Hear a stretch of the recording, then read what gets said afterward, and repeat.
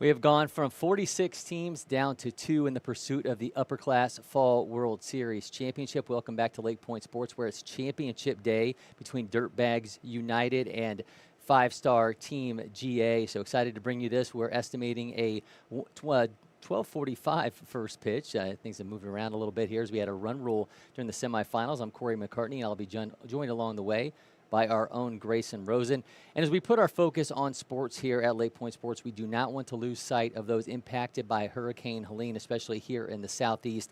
Know that our thoughts and hopes are with everyone.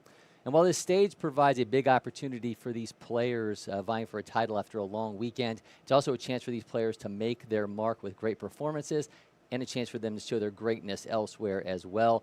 LakePoint Sports has teamed up with Johnsonville in their push to bring the positive back to the internet. Let's go inside that mission.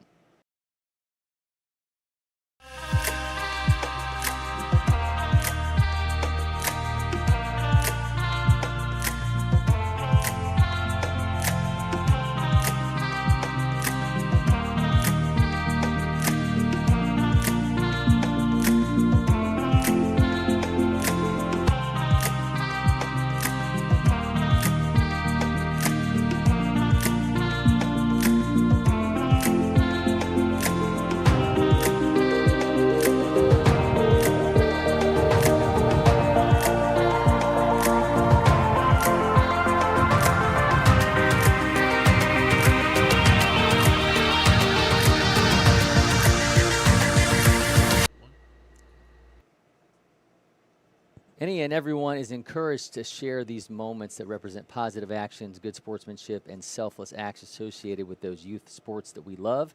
So whether you're the one who spotted the activity, the one performing the act, or the recipient of the good deed, there is something in it for everyone, and Johnsonville may just reward you for your behavior and or participation.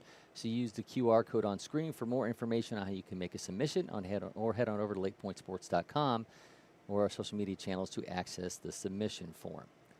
Now, the marketplace at the Baseball Village has everything a player could want, but they've also got the women who come to our campus covered as well. Here's Simone Stanley, who will take you inside Amerilson, Maine, and what they have to offer.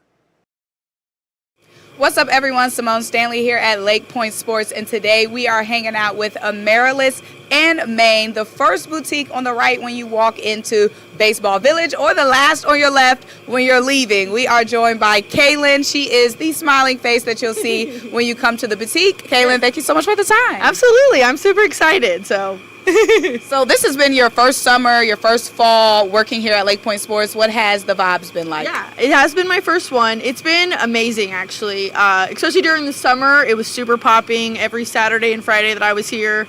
We were always in and out, greeting people, saying hi. It was awesome. Yeah, it was really good. What's been your favorite part about working at Baseball Village? Honestly, interacting with just fans coming in and out, and then as well as people across with guest relations as well. I've talked to a lot of them, talked to a bunch of people, other vendors around here as well, so it's actually been really fun. And you have the perfect setup being across from guest relations because you got the college football playing. I'm sure other sports is playing. Oh, yeah. Definitely. You see a bunch of people just stop right there and just stare at the screen for about 50 minutes, but it's nice. And it blocks your view? Exactly. But it's okay. I get to talk to them and make them come inside. So what makes this boutique special when it comes to baseball and sports apparel? All of our stuff is locally made by hand printers, either from our owner or from local stuff that we get online as well. And then our owner handpicks all of the stuff that comes in and out of this boutique and our one that is 6 miles down the road as well. So we always are having handpicked local stuff. We're a small business, so we're trying to help other small businesses as well.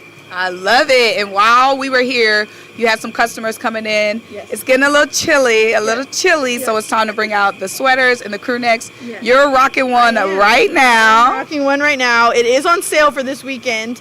It's only $45, and then we have this one as well, and a little cropped one as well. So we got a variety for you. We got a big t-shirt if you want to be comfy, and then we got a cropped one if you want to look cute. So what's your favorite fall style here? Fall style is any big shirt, any big sweatshirt with biker shorts. That's what I'm always going to be found in. That's my uniform, I say, and that's always what I want to wear. I love it, guys. I am here at Baseball Village. We are rocking with Kaylin today. Thank you guys so much. Let's run down our lineups here. Again, this matchup between Dirtbags United and 5-star Team GA for the Upper Class Fall World Series Championship. Dirtbags United going to lead off with shortstop Colin Hoveter, followed by left fielder Morgan Jones, pitcher Carter Shanks, extra hitter Eli Smith, Braden Seeley, the first baseman, then catcher Kellen Murphy, left fielder Jackson Pierce. Then they'll go to Charles Roderer, the third baseman. William Ream is playing center field, and Brady Pollard will be playing second base. Meanwhile, for 5-star, everybody loves a mystery. We're going to have a little bit of a mystery here as we got the lineup, but not the positions for 5-star Team GA. But they will lead off with Carson Ray, followed by Cohen Rogers, Wes Bass, then Chase Tuggle, Lucas Baker, Aiden Sardin, Nate Thatch, Trevor Lutz, and we did get the pitcher will be Bryson Baker hitting for Shy Brown. Excuse me, Shy Brown will be the DH hitting for pitcher Bryson Baker. So a little bit of mystery here as we'll run this one up. They also have a couple position players available, Jackson Marshall and Anthony Povio. So again, expecting, we were looking at a 12:45 first pitch, but it looks like we are a little bit delayed beyond that. So we'll catch up with you shortly as we take you inside this action. Don't go anywhere. Stick with us, and we'll be. Oh, there goes the football. Look at this. We got some excitement, nonetheless. Bringing the gridiron here to the diamond. But we will be back with game action with you shortly here from the Upper Class Fall World Series Championship. So don't go anywhere.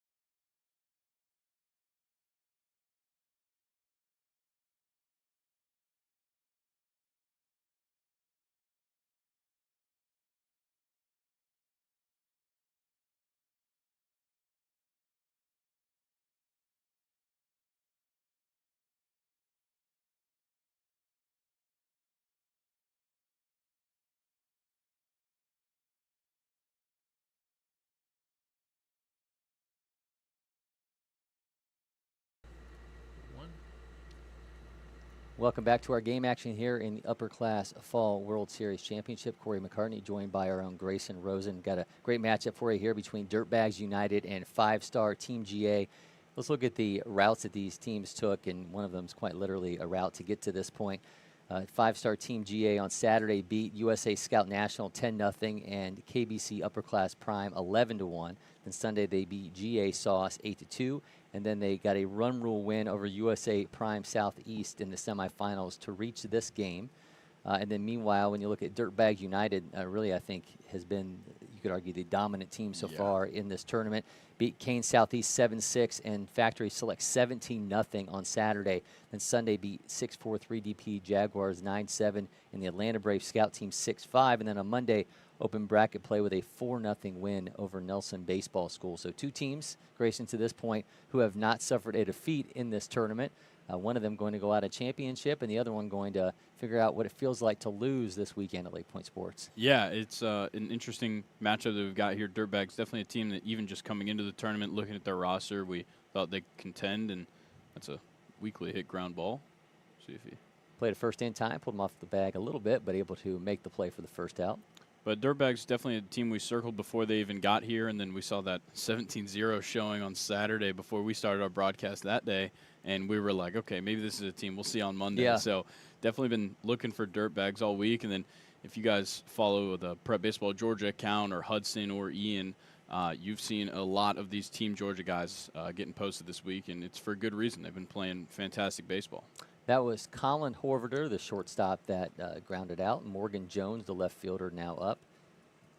Jones from Weddington High School in North Carolina. Obviously, again, as I mentioned from the offset, thoughts with everybody in North Carolina, as I know a number of these players are going to see a lot of devastation from Hurricane Helene on their way back home, but hope that they are able to enjoy their moments here with us here at LakePoint Sports as he swings through that first strike before they head on back home. Jones will be followed by Carter Shanks from Liberty High School in Maryland.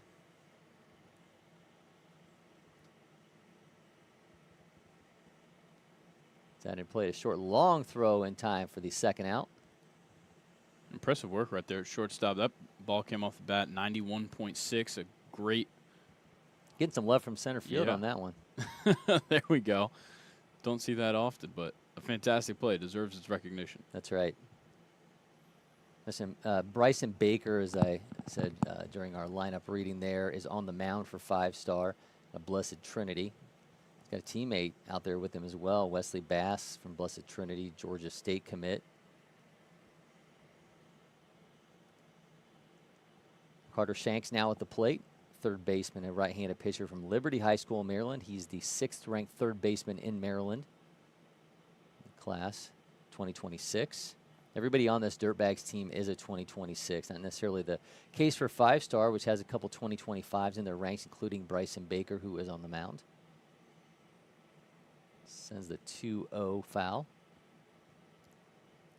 It's a massive day for baseball in Atlanta, as, of course, the Braves are going to be starting now in a few minutes. A doubleheader that probably shouldn't have had to have been played in the 160 first and second games of the season. That, you know, they obviously could have gotten out of the way a long time ago, but a lot to be determined on the field on the wild card race. Of course, if they split, they both get in. If one of them sweeps, the Diamondbacks get to sit at home and have their own little celebration. But it's going to be hard to imagine that whoever wins that first game even trying in the second game. You're not going to want to. I mean, you're probably going to see a lot of. I don't know what the limit is on position players pitching in a major league game, but I think we're going to figure that out in the second game of that doubleheader today. We might. He draws the walk there at the plate. Carter Shanks brings up Eli Smith. But, yeah, I, as a lifelong Braves fan, I'm following this one real closely. But, yeah, starting Spencer Schwellenbach in Game 1 and Chris Sale in Game 2, do we even want – like, Chris Sale is already on extended rest, so he needs to play that game. So we'll see what happens. Very interested. And then whoever ends up, especially if we split, both teams go on the road the next day to play their first wild card game in either San Diego or Milwaukee. Yeah, it's a bit of a, I mean, I know it's fun for everybody else watching, but it's an absolute nightmare scenario for the Braves and Mets. So we'll see how that plays out here in that doubleheader going on here shortly at Truist Park. But meanwhile, we have a scoreless game here in the top of the first inning as we just saw a 2-out walk from Carter Shanks. And as Grayson mentioned, Eli Smith from George Washington High School in West Virginia now at the plate, 5'11", 190-pound righty, right-handed pitcher and catcher. He's the extra hitter today for the Dirtbags.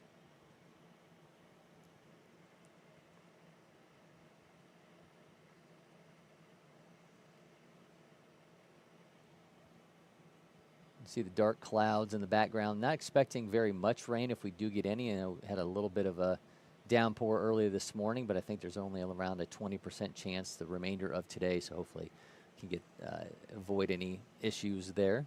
Yeah, I looked at the radar right before I walked in. A couple of just scattered small cells coming through the area. So we'll see what happens, but drawing another walk here for Dirtbags with 2 outs. Catcher comes out to give Bryson Baker a talking to, see what they need to figure out between the two of them. I'm assuming that's Carson Ray playing shortstop. We've got him at number 15 on the roster, but he's wearing number 19 right now. Gotcha. But I'm going to assume that's Carson. We'll see. He's going to be the leadoff hitter for a 5-star Team GA. My understanding is Divine Baseball and 5-star have combined for this team, so there were a number of players on this team who we've seen here many a time for Divine Baseball now wearing 5-star uniforms. Yeah, and then we also kind of run into the issue of it's Monday now, so some guy, some people go to school. These That's guys right. should all be going to school, but instead they're here bringing us some entertainment on a Monday. We should have some, like, digital learning. We should be able to, like, the scoreboard should show, like, someone teaching a class. Yes. And then they should all qualify for a day at school. So, I agree. I think we should, at LakePoint Sports and Prep Baseball, we should combine with some digital learning center and offer this so we can kind of help these guys get around the fact that they're missing school by providing some educational opportunities. Yeah, close miss on that breaking ball from Bryson Baker, but staying alive is the Dirtbags still. Not really much going on. It seems like they're taking a very slow approach here at the plate, just trying to make things happen. But we'll see what happens here. Defensive swing sends that foul. Probably could have been your second ball of the at-bat, but probably a little bit scared of the strike zone after the 0-2 pitch. Yeah, when we saw the 5-star Team GA with a runaway win in the semifinals, you and I were talking about this. If you go through the roster they submitted when this tournament began, a lot of those guys are not here. I mean, they're playing with a number of players who were not part of the early games for them, as that one is skied into center field, going to camp underneath that for the inning ending out. We'll be back for a little bit more on that as we come back with you for the bottom of the first inning. You are watching the Upper Class Fall World Series Championship from LakePoint Sports. Don't go anywhere.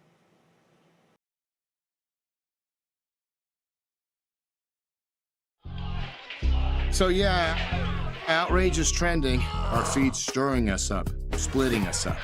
What if we came out from behind our walls and keyboards just for a sec and just go yard, front yard? Come out bagging, jumping, check on that Johnsonville feed. Let our individual flavors blend together. Yes, block nobody, block party. Keep it juicy.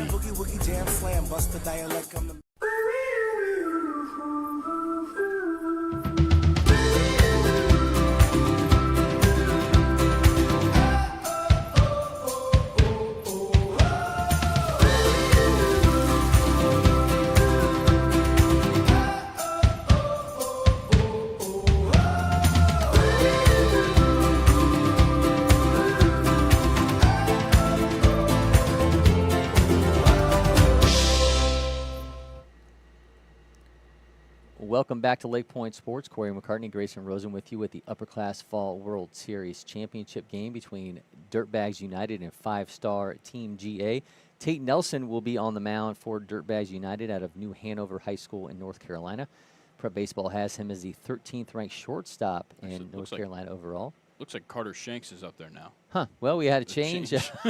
Hey, as I said, there was going to be a little bit of mystery to this. We thought that was going to be with the 5-star Team GA roster that did not submit positions, but looks like we've had a change here on what we were given as the roster for Dirtbags United, so we will have Carter Shanks instead. So Carter, again, we just saw him at the plate out of Liberty High School in Maryland. He's got a fastball around 85, also works a curveball around 73 to 74. So let's see what he has in store here as he'll take on Carson Ray, Cohen Rogers, and Wes Bass for 5-star Team GA. And I was right, Carson Ray wearing number 19, not 15. And he will lead things off for 5-star. Carson from Woodward Academy, 22nd ranked shortstop in Georgia, 105 overall, was a 2022 junior future gamer. We've got him at exit velos right around 90, bat speed around 70 miles an hour. And really weird defensive swing brings him down, and we've seen some of the dexterity there. He's a nimble young man, Carson Ray, and he's got a 1-1 count. I think you just got to step in here and just shake that one off. Yep. It was a great pitch by Shanks. He's definitely got a little bit more of an unorthodox windup and then his motion really aids to arm side movement and a little bit of late drop. Saw that a lot on Saturday as well from a couple of our guys, but definitely a hard to read motion that Shanks has on the mound that maybe lend itself to a swing of that nature. Well, he had Carson Shanks kneeling before him, so we'll see what he's got in the 2-2. Swings through that for a strikeout.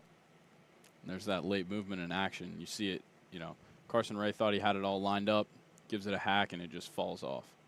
That will give way to Cohen Rogers from South Forsyth, the 29th ranked outfielder in Georgia, 134 overall in the class of 2025. Yeah, we saw him a couple weeks ago, did a extra bases interview with Cohen. Great guy. Fantastic student as well in the classroom. Surprised that he's not at school right now, I have to say. He may be to the point where he can afford a day off. He could. He probably earned it. That's right. Puts that in play. Pitch over to Shanks and gets the second out. Yeah, Rogers, interesting. You had him here during the Georgia senior games. Overall, 13th prep baseball event for him. So he's someone who has logged a ton of time here at LakePoint Sports. Certainly hustling down to first. Almost made that one a play, but Wes Bass comes up now. Yeah, Blessed Trinity's Wes Bass, Georgia State commit. This kid can absolutely fly. 6'7" in the 60. Also has exit velos around 91, bat speed north of 71 miles an hour. He's got a really tall frame as well. It's a little bit more physically imposing than some guys you might find out here. 6'3", 195 pounds. Puts that into play down the left side. Third baseman gathers, throws. You can see Throwing him off that flying. speed, man. Just barely beats that out. Had to make a quicker throw than maybe he anticipated, but we get out of it. We are scoreless through 1 in the Upper Class Fall World Series Final.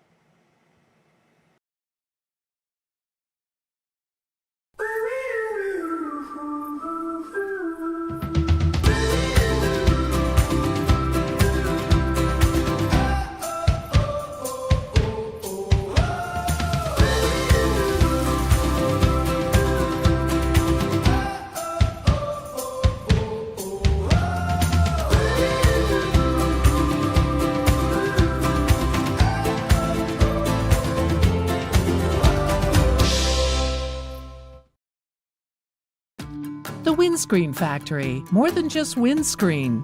We're a full-service sports facility contractor. We manufacture windscreen for sports and construction, do fence repair and installation, and fabricate field netting and batting cages. In addition to manufacturing the products, we also install upon request. We make safety padding for backstops, rails, and walls, as well as full-service print shop with logo, branding, and signage capabilities. Please call us for a quote today.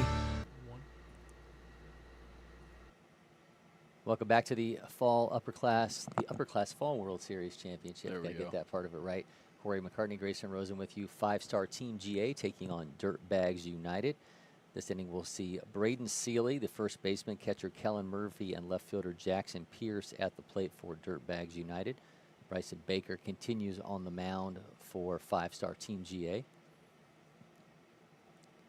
Interested to see if we see Baker bounce back with a little bit more control this time around. I saw him 2 quick outs in the first, and then he walked 2 straight batters and had a little bit of trouble with the final one, but gets out of it. We'll see what happens here, see if he can just kind of dial it back in and feed off what he started with. It looks like Kellen Murphy coming up to the plate.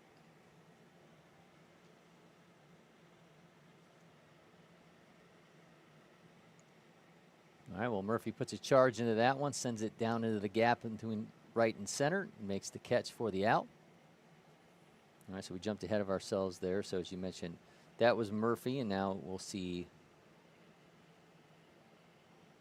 Jackson Pierce, the left fielder. Jackson Pierce from Metrolina Christian Academy in North Carolina, 6 foot, 180 pounder. Plays outfield, first base, and is a lefty pitcher. Looks like he just kind of lost his grip on that one. Yeah. Just makes him think you're crazy. Now you're getting them out expecting anything. I like the two-bat swing over there in the on-deck circle. You don't see that a lot anymore, guys. Most guys just work the donut, puts that into play. Short gathers Ray on the throw. Gets him for the second out. Carson Ray's throwing dots across the diamond already. Yeah, about to call that man Scrooge McDuck out there dialing up dimes. That's a DuckTales reference for those. I picked up on it. All right. I don't know how many other people are going to pick up on a DuckTales reference.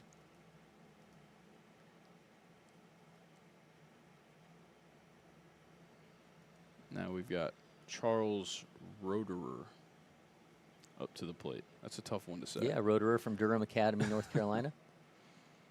5'11", 185 pounder.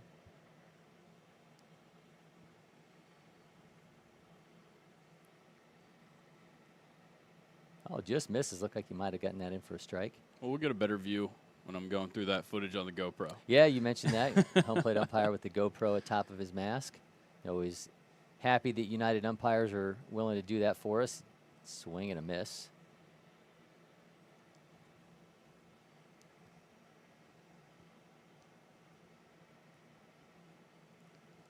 Weston Rem will follow. Should the inning continue. 1-1 count. Swing and a miss. Would have a hack than a swing. Makes it 1-2. Looked like he wasn't quite prepared for any movement on that one and just had to adjust mid-swing.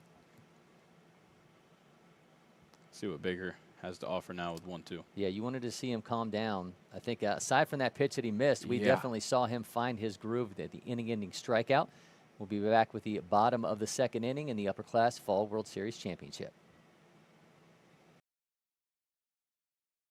First one I picked up, I just liked it the best. And like I said, I tried a lot of different companies, a lot of different models, and I fell in love with Old Hickory for sure.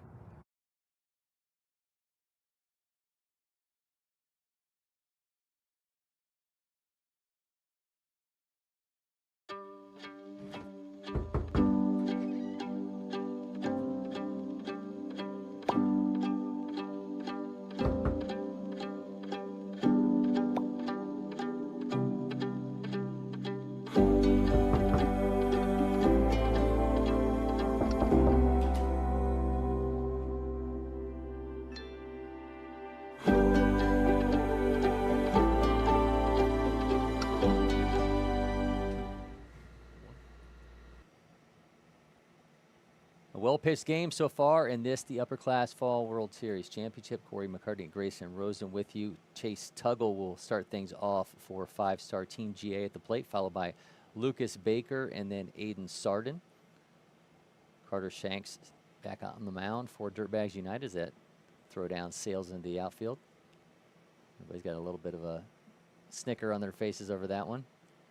Sometimes you can't help but just laugh those ones off, especially in warm-ups. Yep. That's the time to do it. That's right.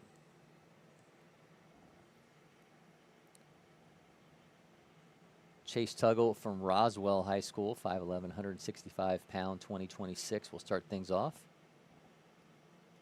Chase primarily a catcher with pop times down to 204. Shanks misses outside.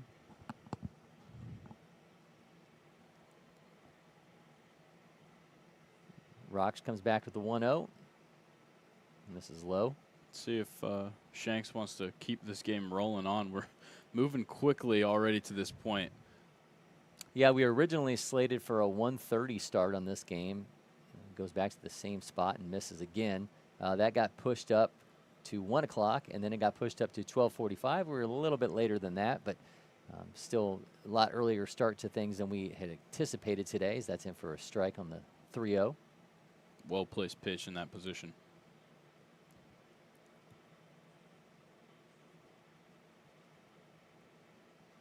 There's a 3-1 in play. That's going down the right side. Right fielder's got that for the out. And that's really good pitch sequencing right there from Shanks. Just, on 3-0, threw a really competitive pitch that maybe warranted a swing, got a strike out of it, and forces his batter to start swinging defensively and creates a fly out. This is Woodland's Lucas Baker, 6'1", 185-pounder. Third baseman and second baseman. Another defensive hack.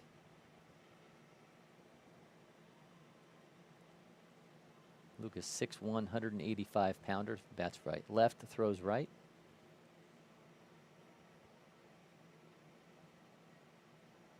Looks like the sun is coming out through the clouds. Yeah, starting to lighten peek up out the a little bit now. studio. Yep. To make some lighting adjustments here between innings. We'll see. And for a strike. I'm a little confused on where he was going because he did not have 3 balls, but maybe just had to think about why he took on that one. Here's Shanks with a 1-2. Missed to run it to 2-2. I don't think I've seen anybody that just walks off like that after each pitch. And maybe it says his second to gather his thoughts between pitches. Yeah. There it is again. So Brandon Geyer, who I had in here, Major League Mindset, we had him down at the Prep Baseball American game. He was coaching the class of 2026 down there. He talked to me about having a pre-pitch routine. Yes. So maybe for Lucas, the pre-pitch routine is to treat each pitch like it's the first pitch. True. And you come in and you go into the box and you don't treat any pitch with any more weight than any other. Obviously, mentally you're gonna approach a 3-1 differently than a 3-2, which you'll see now. But maybe there's a little bit of that element to it. And he draws himself a walk, and he'll make his last trip out of the box down to first base with a 1-out walk. Yeah, it looked to be working for him. He finds himself on first base.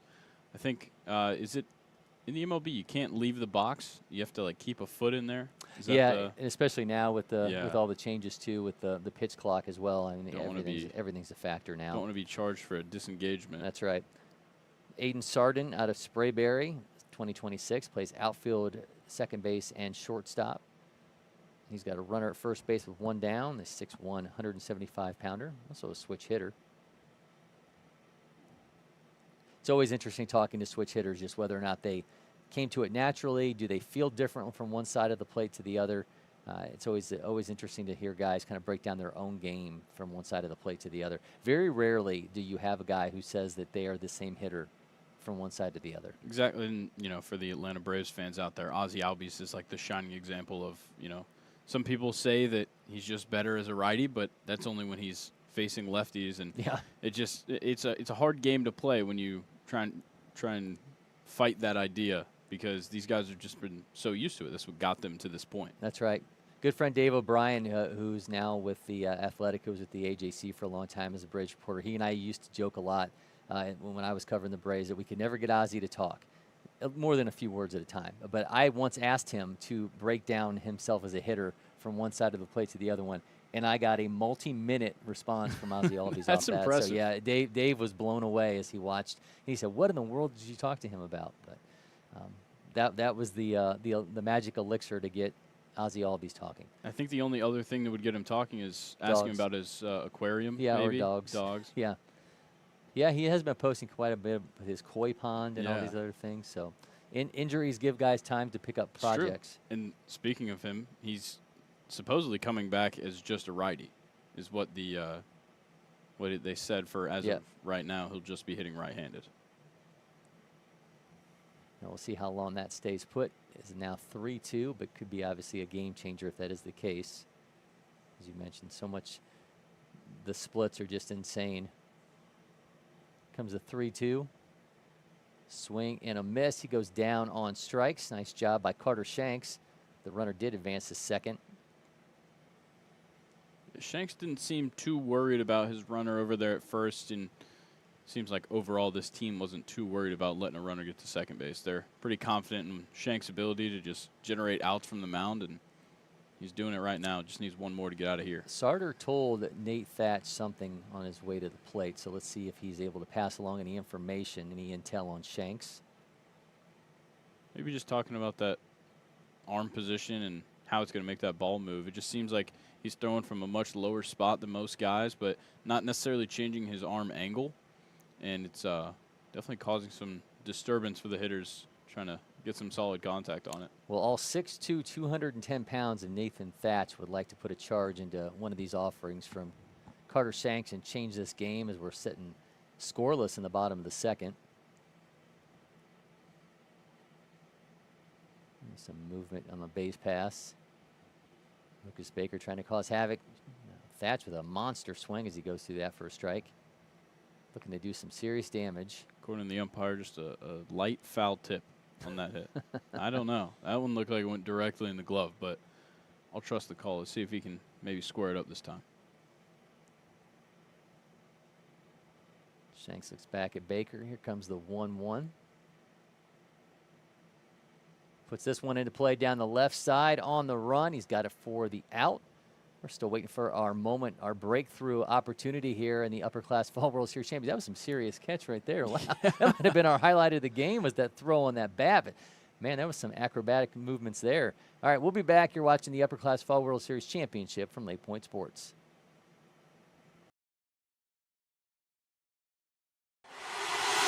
Next. Next.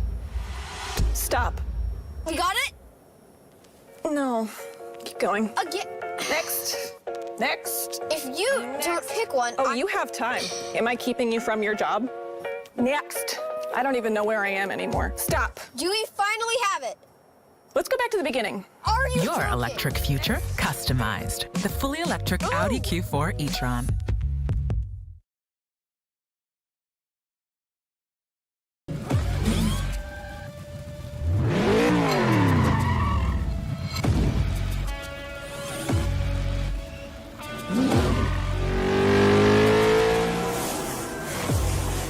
Making every second count. That is how I live.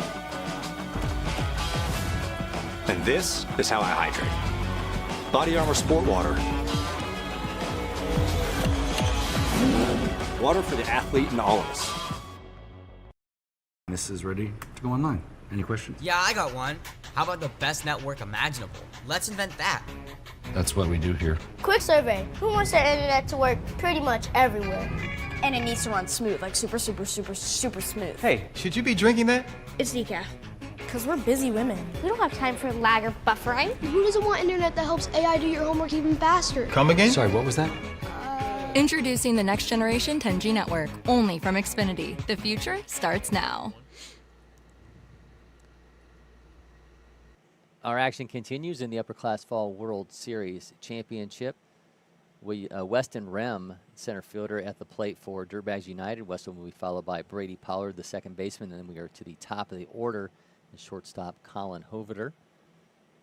Bryson Baker back out on the mound for five-star Team GA. Still waiting for our first hit here, as we said in the top of the third. And considering the offenses, the numbers these teams were putting up coming in, I don't think we anticipated we'd be waiting quite this long to see our first hit of the game. We'll see if that can be maybe delivered by Dirtbags United here in the third.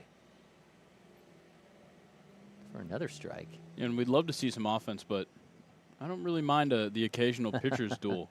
Looks pretty fun right now. I think it's just unexpected considering Definitely. what we've seen out of these offenses throughout this tournament. A lot of times you get to this point of a long event and pitching is tough to come by, but what we're seeing from Baker and Shanks right now, these guys more than living up to the opportunity before them in this championship game. Yeah, definitely the hardest thing to handle is your pitching rotation going into these events. The 2-2 rips that one down the left side. 91 off the bat. That's into left field for our first hit of the game. So that comes off the bat of Weston Rem. Serious contact. Exactly what we asked for. Let's see if Dirtbags wants to pile on after that one, but for now, Bryson Baker loses his 2 innings of no hit and not a perfect game, but a no-hitter. This is Brady Pollard.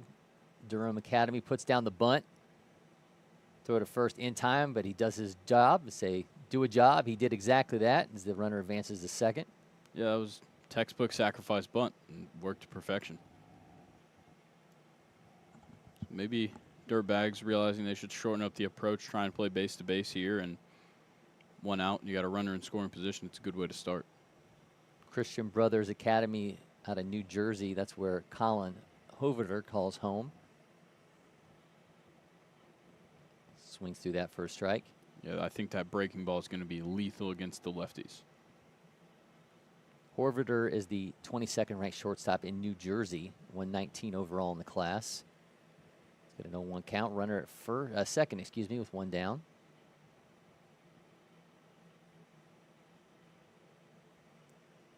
I think Bryson Baker knows that facing a lefty, using that breaking ball is going to be a huge asset to him, but got to make it at least hit a competitive spot. Glances back at the runner. The 1-1 sends that foul. Now you switch up the speeds on him. You see he's super late there at the plate. Now as the pitcher, you've kind of got him in the palm of your hand. You can do whatever you need to finish this at bat right here.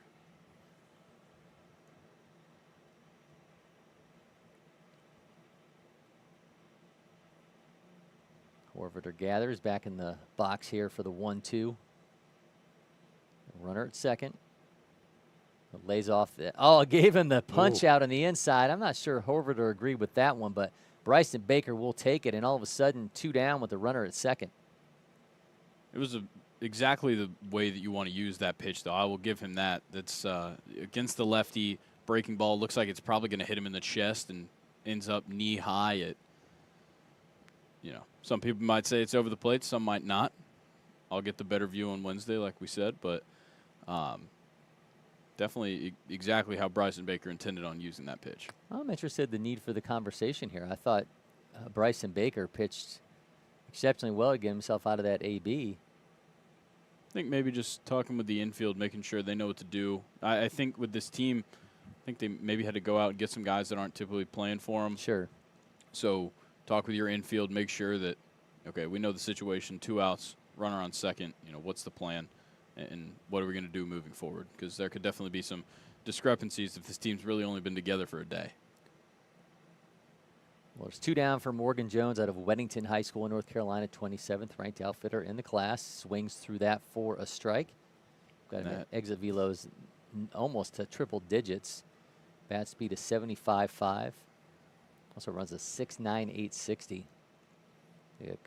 Pretty complete ball player. We'll see if Jones can make something happen here as he lays off that, make it 1-1.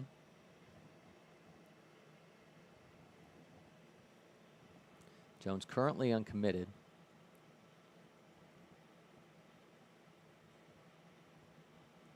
Baker on the 1-1.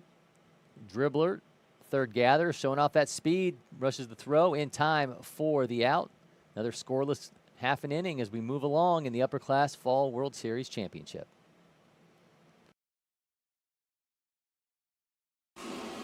Where is it written?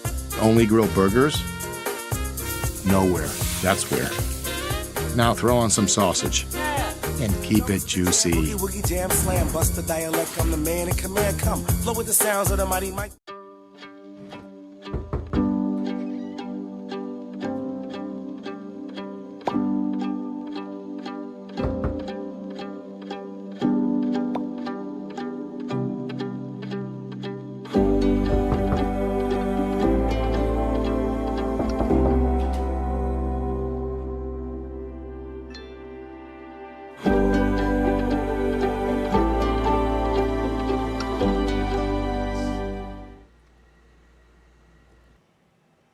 Welcome back to our scoreless Upper Class Fall World Series Championship. Cory, McCartney, Grayson, Rosen with you. Carter Shanks back out on the mound for Dirtbags United. 5-star Team GA will send out Trevor Lutz and then Shy Brown, and then we are back to the top of the order in Carson Ray. 5-star looking for their first hit. Dirtbags got theirs during the last half an inning, but they stranded a runner at second base as we saw Bryson Baker able to get them out of that with a strikeout and a ground out. I think every time, and I'm not too sure who it is behind the plate right now, but every time he's thrown down on that warm-up pitch, his mask has flown off. So if you're a right-handed hitter, I'd watch out if he's thrown down to second base.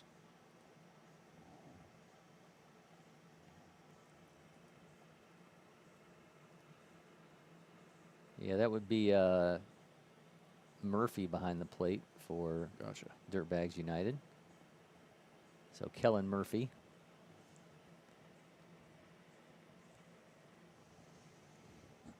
See if Shanks can just keep rolling here.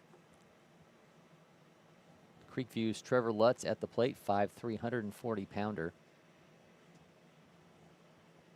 2026, primarily plays shortstop. Shanks with a 1-1, puts that in play. Oh, off the glove of the shortstop, and that's going to be trip to first base for Trevor Lutz to start things off. Yeah, that was an extremely tough one to play it short. We didn't get a great view of it, but the way it looked like maybe he'd catch it in the air and then last second started tailing towards the ground and just made it impossible to get off of a little bit of a wet surface this morning after that early rain, and definitely humid out there as well. Well, the scoreboard operator credited him with a hit, so we now have 1 hit apiece. Well, now you get it out of the way. No stress of a no-hitter or perfect game. Nothing. Just go out there and win this baseball game now.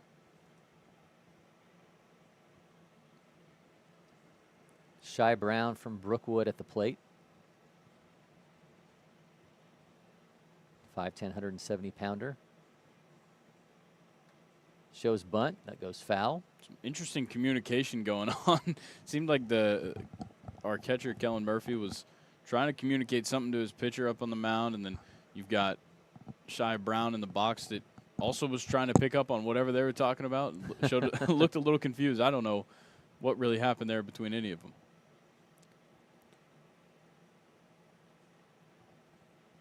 It's the 1-0 to the Brookwood 2026. Shows bunt again.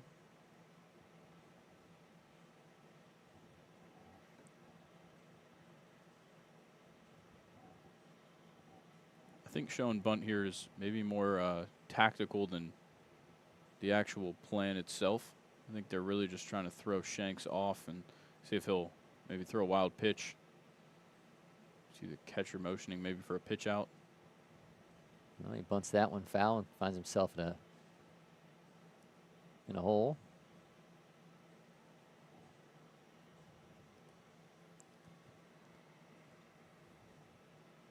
It's a very interesting at bat to this point.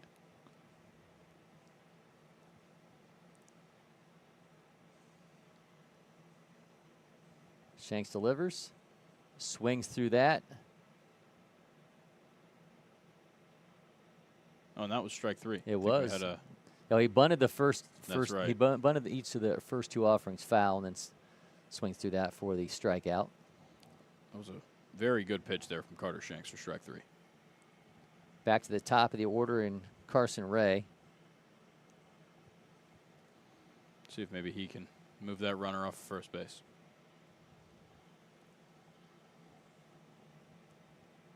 Ray skies that foul. Exit velos near 90 miles an hour, bat speed close to 70. Mentioned it in his first AB, but the 22nd ranked shortstop in Georgia in 2026 out of Woodward Academy. Certainly more than capable of making something happen here. The 0-1, the back pick throw to first. Carson must have got the scouting report on the catcher's mask. Got right out of the way before it could even happen. Carson swinging that fluorescent bat. He's got a 1-1 count. This AB has already gone better than the last one for him, saving some face so far, 2 pitches in. Miss outside.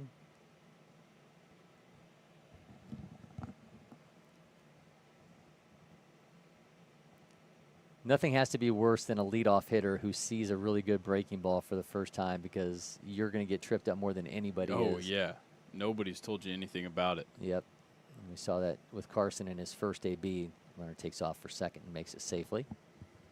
One of the few times that Shanks has kind of missed the mark fully on one of his pitches, and considering we're in the bottom of the third with one out, that's pretty impressive that it took that long.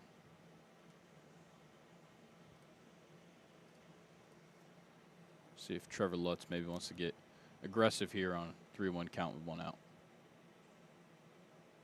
Well, Ray makes his way down to first off that miss. And that will bring up Cohen Rogers with runners at first and second. I think if you're dirtbags here, you're thinking double play now. Well, there is some speed on the base pass, no doubt, for five-star Team GA. So we'll see if they try to change that. Yeah, and I think Ray and Rogers are going to be a good duo to maybe eliminate the double play with their speed.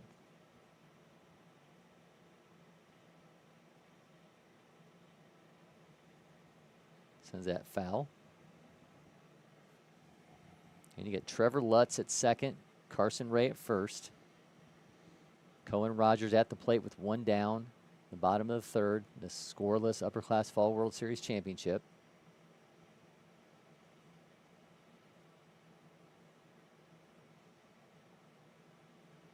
Shanks the breath, looks back the second. Lutz throws, that's going to miss arm side. It's a great work behind the plate there by Kellen Murphy just to eliminate the prospect of those runners moving up.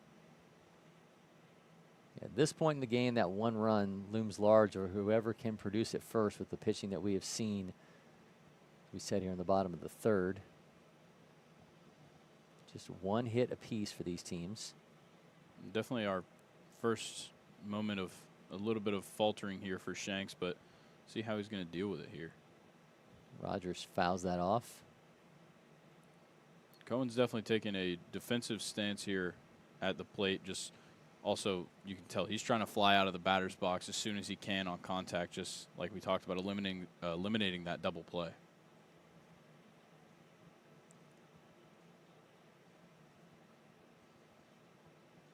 Horvath shading Lutz.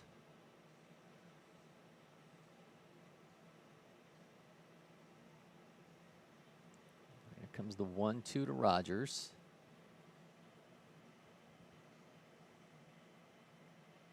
Watches that down the middle for the strikeout. Nice job there from Carter Shanks.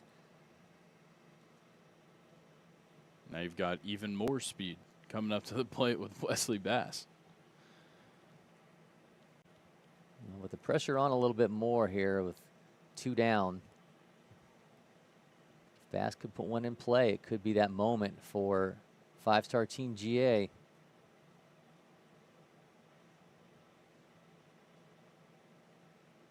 Shanks gathers, throws, miss inside. Just about caught him there on the hip, but barely misses him. As you mentioned earlier, a lot of arm side run for Shanks, so that's going to keep Wesley Bass guessing.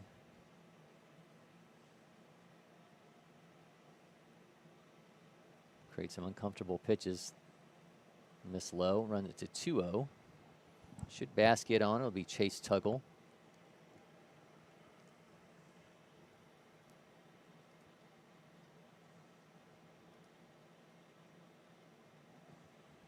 Does seem like since Shanks gave up that hit, he's a little bit more hesitant to just put something over the plate.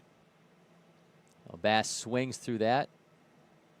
Makes it 2-1 for the Georgia State commit out of Blessed Trinity.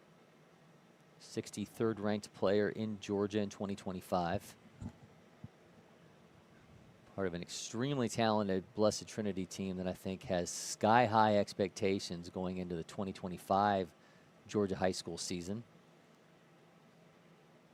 Yeah, and with the new classification shift, they'll be participating in the highest level, 6A for Blessed Trinity this year.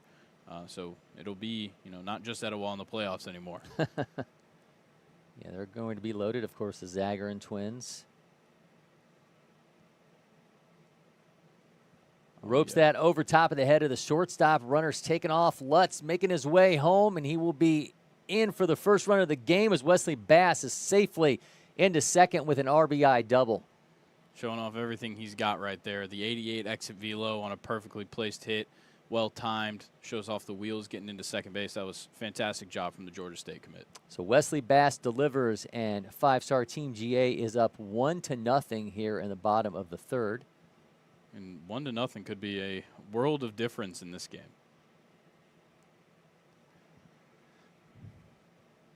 I bet his Georgia State coaches watching right now are extremely happy with what they just saw. Yeah, Bass worked that AB and able to just send one 88.1 off the bat into left field for an RBI double to give 5-star Team GA the lead. Again, they have been a dominant team thus far in this event. Really seeing them in their first close battle that they've really had. Yeah, I think part of that goes to the point that we talked about with a lot of guys not being able to make it today because of prior academic obligations. But some of the guys that have been key contributors, I know Vic Gans had a really good weekend. He just couldn't make it out today. So really having to change how they approach at the plate and just kind of their approach to all these games in general when you lose so many guys from your roster. One of the guys who has been here throughout, Wes Bass delivers, and he's got them up 1-0 is now Chase Tuggle from Roswell's at the plate. Still a chance to add to that lead.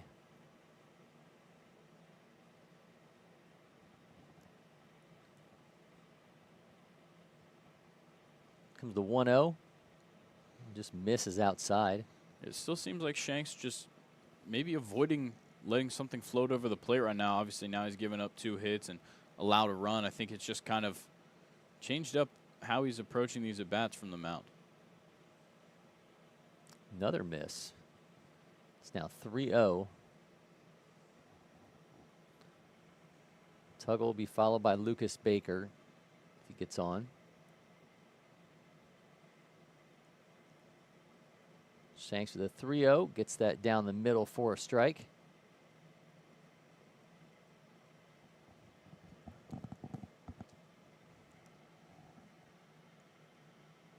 See what he's got here on 3-1. Skies that into center on the run, unable to make the catch. Great scoop. 2 more scores. Ray and Bass cross the plate now 3-1. 5-star Team GA padding that lead here in the bottom of the third. And just a hard ball to get to with the run on center field. And Chase Tuggle able to pad this 5-star Team GA lead. Yeah, it's a little bit unfortunate for Carter Shanks. That ball just popped up into an impossible place to make a play. And center fielder did a good job of stopping the ball and stopping that hitter from potentially reaching second, but not before 2 runs come across. And now we've got a 3-0 lead in what we thought could have been a close one all the way through. Lucas Baker now at the plate from Woodland.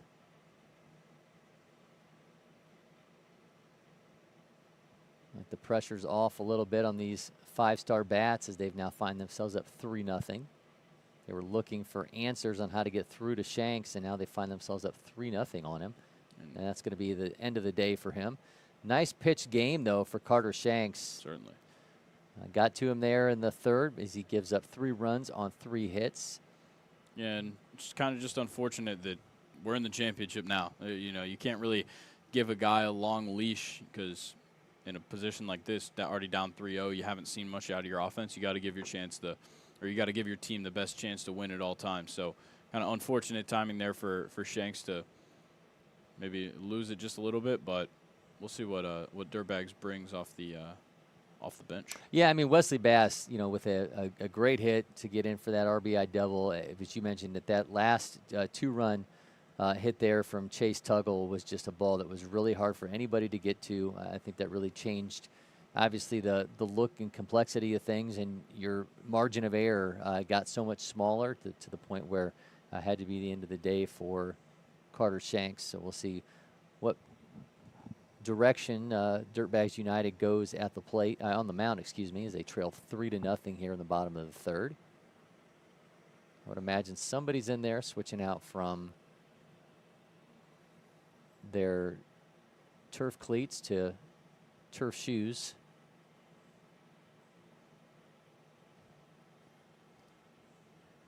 I believe this is going to be Tate Nelson.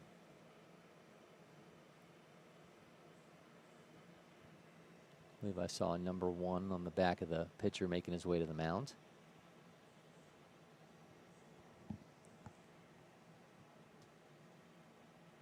It looks like a 1 on the jersey. Yeah, we teased Tate Nelson earlier in the broadcast. So he will start things off here with a 1-0 count and 2 down in the bottom of the 3rd.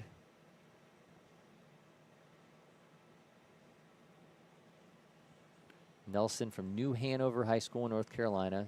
We mentioned it when we inadvertently thought he was on the mound earlier instead of Carter Shanks, but he is the 13th ranked shortstop in North Carolina, 72 overall in the class of 2026. We'll look to avoid any further damage and keep this deficit at 3 runs as we sit here in the bottom of the 3rd.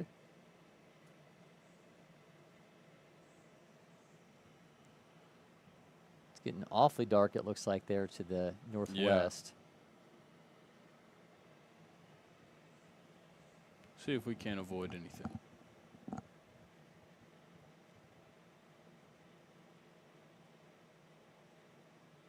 More pitches for Tate Nelson. We'll get this thing rolling once again with Lucas Baker at the plate. He'll be followed by Aiden Sarden and Nate Thatch. All right, defenders will take their positions. We'll get the last couple warm-up pitches here from Nelson.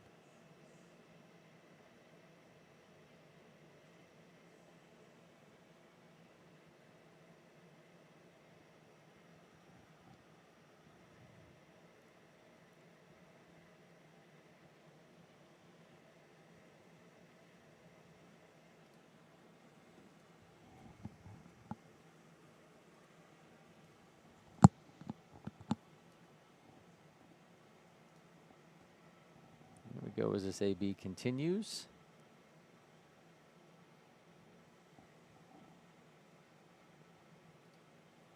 All right, again, 1-0 is the count to Lucas Baker, 2 down in the inning. Sends that foul. First offering from Tate Nelson. Hitting it up already around 82, which is a good spot to be in. Already kind of switching up what these guys were seeing from that pitching change after Carter Shanks left the game. So we'll see what this new approach brings Dirtbags. Shoots that one down the left side. That's going to be fair. Foul. No, foul. All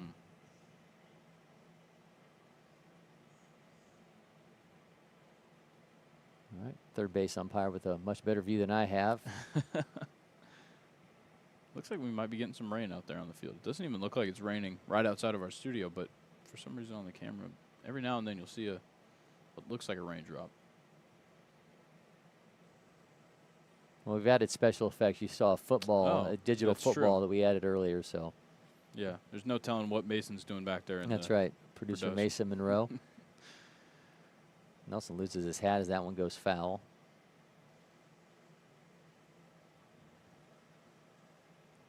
Well, little known fact, producer Mason Monroe is practical special effects, not digital special effects. So if you want some practical special effects, you could come through on that. That went down the left side, left fielder on the run. Like unable to make a play. Looks like that one is going fair. That one was fair. So Lucas Baker standing on second with a double, and we'll have runners at second and third. I think even the 5-star guys were a little bit confused on, on where the call was coming from, but they get on base and continue this inning. That'll be the 4th hit for 5-star Team GA, all of them coming here in the bottom of the 3rd inning as they chase starter Carter Shanks and now have Tate Nelson on the mound. If you're Nelson, I think you just need to start firing him in the strike zone. Obviously, they're putting bat on ball right now, but you just got to hope that one of these goes your way. He's now facing Aiden Sarden at a Sprayberry.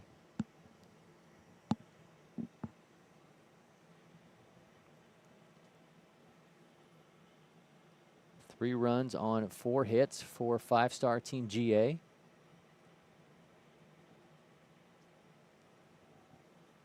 Just one hit so far for Dirtbags United as he swings through that for a strike.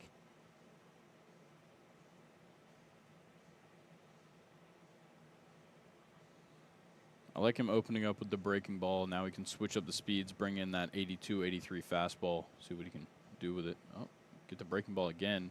Almost catches the outside of the plate. But another miss runs it to 1-1.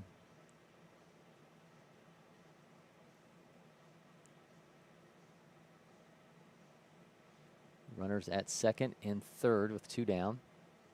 Miss high, run it to 2-1.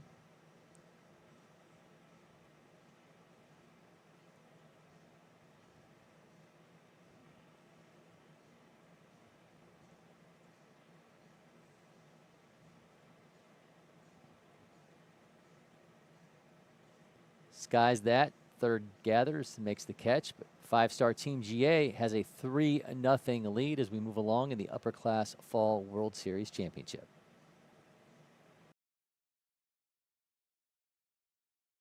At Academy Sports and Outdoors, you'll always find more fun with great brands at the best prices. More of this, this, this, and this. So you can get together for a little of that, that, and a lot more of that. And even some of that, and that's good. Have more fun with great brands at the best prices. Only at Academy Sports and Outdoors.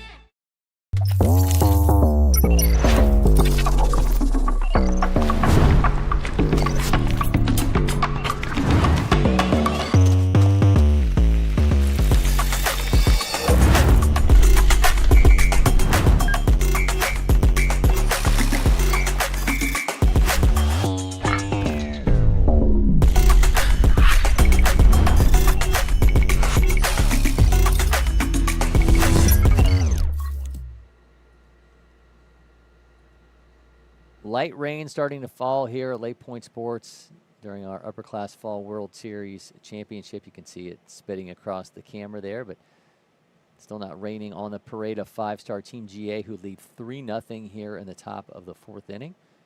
Had an RBI double from Wes Bass, and then Chase Tuggle delivered a 2-run single as they chased off starter Carter Shanks for Dirtbag United. And now Bryson Baker back out on the mound for 5-star. See if he can hold up this lead. He's facing Carter Shanks, who was the starting pitcher for Dirtbags United. Didn't see where Carter went to defensively after his time on the mound, but might be holding down the DH spot potentially for the rest of the game. They had him listed as pitcher and DH. That was a nasty pitch, run it to 0-2.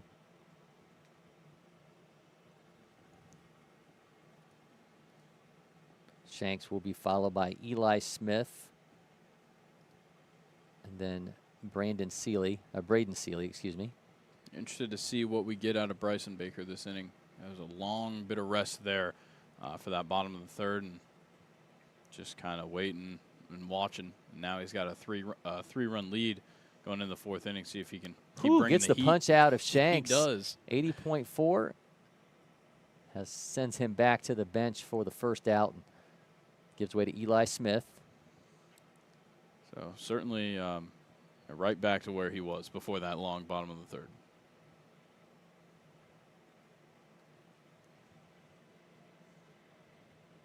Smith from George Washington High School in West Virginia swings through for strike 1.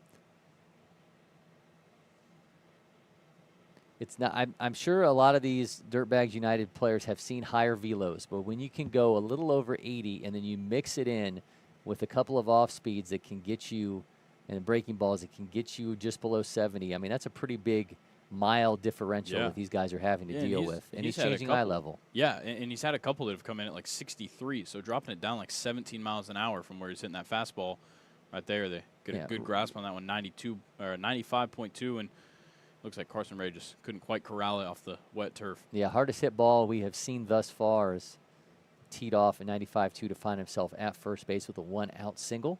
And that's something also that's going to happen when you're just kind of running a 2-pitch mix and you're seeing such a huge velo change. Maybe he was expecting to get a a 65-mile-per-hour curveball. Instead, finds himself an 80-mile-per-hour fastball, puts it on the other side of the field.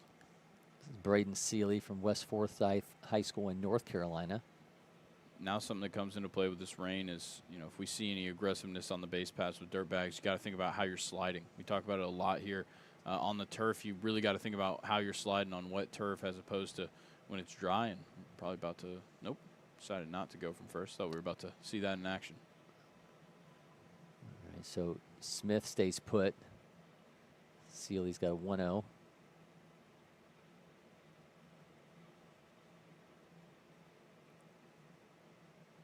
Rips that one. Ray gathers, throws back to first.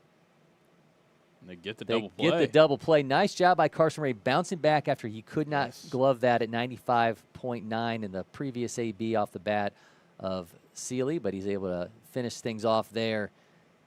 Hold down the 3-0 lead for five-star Team GA. We'll be back from LakePoint Sports.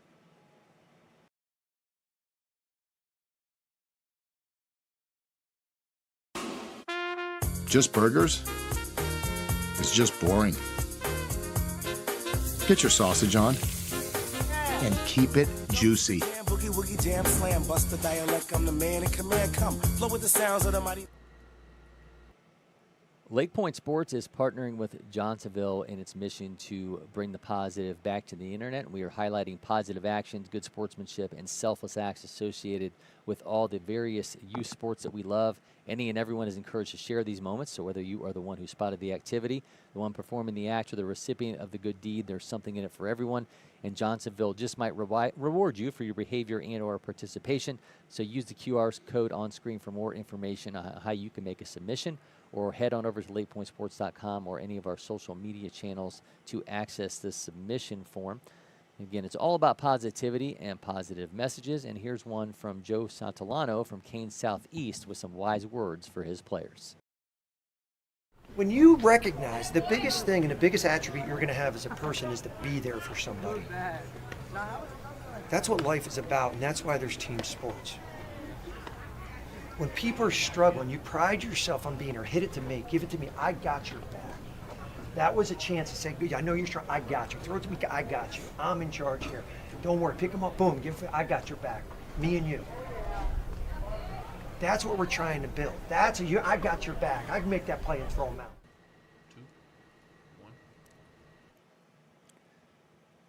3-0 is our lead for five-star Team GA as we roll along in the Upper Class Fall World Series Championship. Tate Nelson will be back on the mound for Dirtbags United as the throwdown to Orvader is money that time.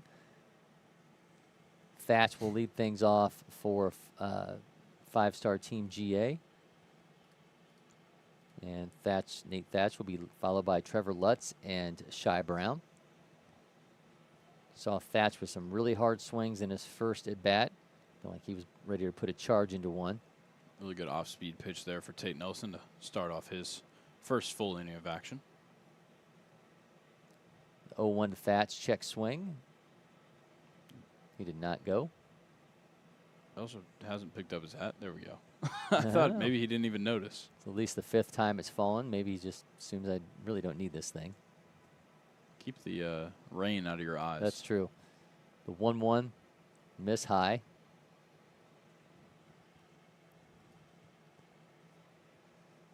Would be interested to see what Thatch can do if he can connect. 6'2", 210 pounds. Oh, that one plunks him almost right in the numbers. So Nate Thatch will make his way down to first.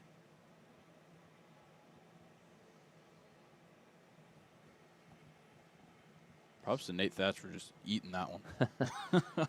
Yeah, better him than us in the studio. And there is a leadoff hit by pitch, and now we'll go to Trevor Lutz.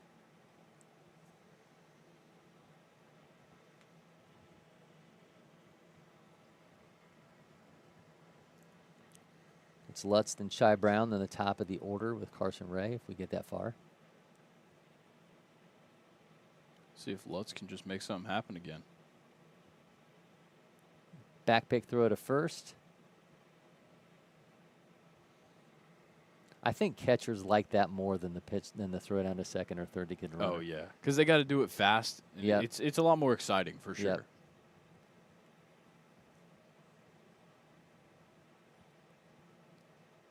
Oh, gives him the strike, makes it 1-1.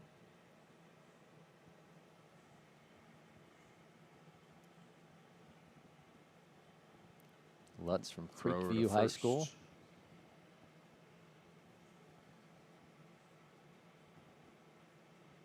Seems like a big difference from what we saw on Saturday's broadcast. These guys not quite as aggressive on the base paths.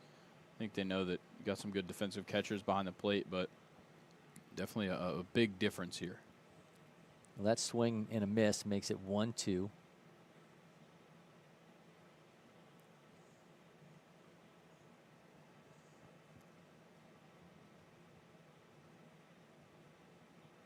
Nelson fires, misses high.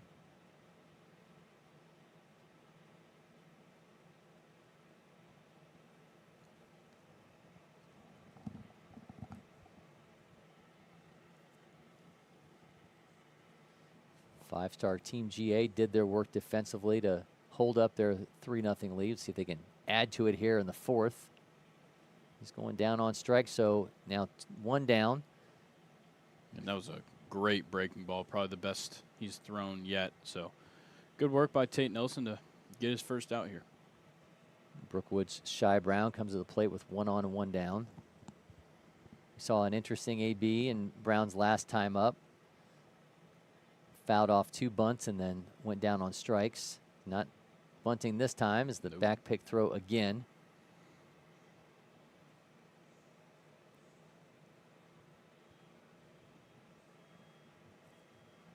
I think for Tate Nelson, if you're looking at the kind of approach that Shy Brown's had to the plate here, I think you just stick with that high heat. They are really concerned with Nate Thatch at first base.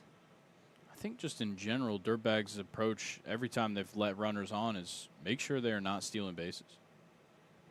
That's in for a strike. Now 0-2 to Brown. Now you kind of have your way here. You got him with a fastball on the first one. You got him with the breaking ball here. We'll see what he decides is best. He spikes that to run it to 1-2. Runner will stay put. Looked like maybe he was just trying to put a little too much on that one and lost hold.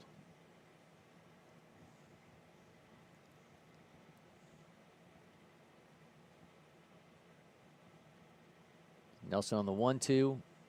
Missed glove side.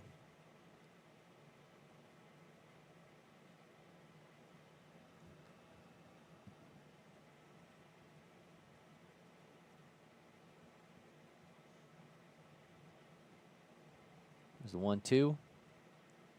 He holds, run it to 2-2. Carson Ray in the on-deck circle, and then Cohen Rogers, should we go that far into the inning. This guy's starting to lighten up a bit. Rain has stopped. Swing and a miss. Shy Brown goes down on strikes. Now 2 down.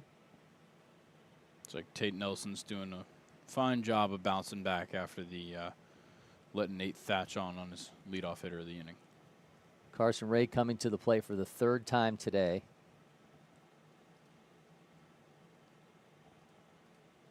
So I'll make the great double play to end the inning last time, see if he can maybe get Team Georgia a little more insurance.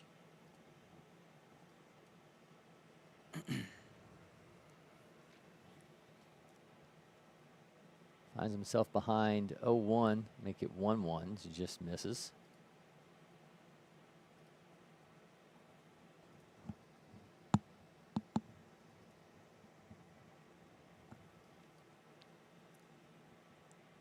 Ray puts this one into play. Second, unable to gather and make a play. Looked like he might have had the play at second base, but the ball got away from him. So 5-star Team GA will have runners at first and second with 2 down.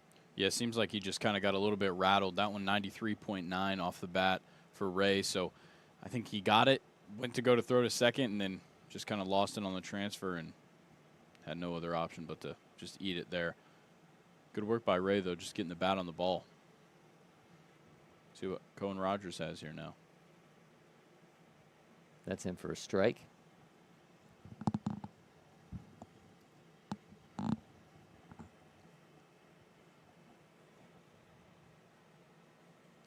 Rogers 0 for 2. He's got 1 strikeout. Goes back to the same spot, misses again.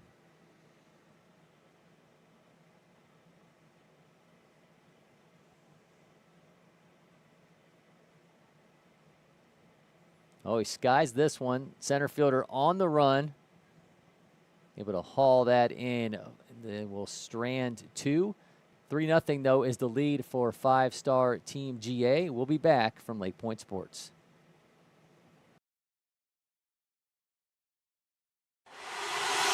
Next. Next. Stop. You got it? No. Keep going. Again. Next. Next. If you don't pick one. Oh, you have time. Am I keeping you from your job? Next.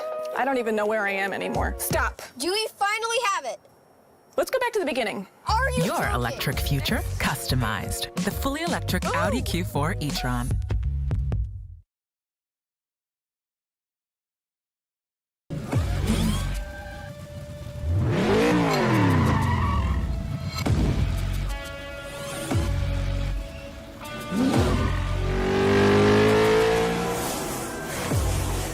Making every second count. That is how I live. And this is how I hydrate. Body Armor Sport Water. Water for the athlete and all of us. This is ready to go online. Any questions? Yeah, I got one. How about the best network imaginable? Let's invent that. That's what we do here. Quick survey. Who wants their internet to work pretty much everywhere? And it needs to run smooth, like super smooth. Hey, should you be drinking that? It's decaf. Because we're busy women. We don't have time for lag or buffering. Who doesn't want internet that helps AI do your homework even faster? Come again? Sorry, what was that?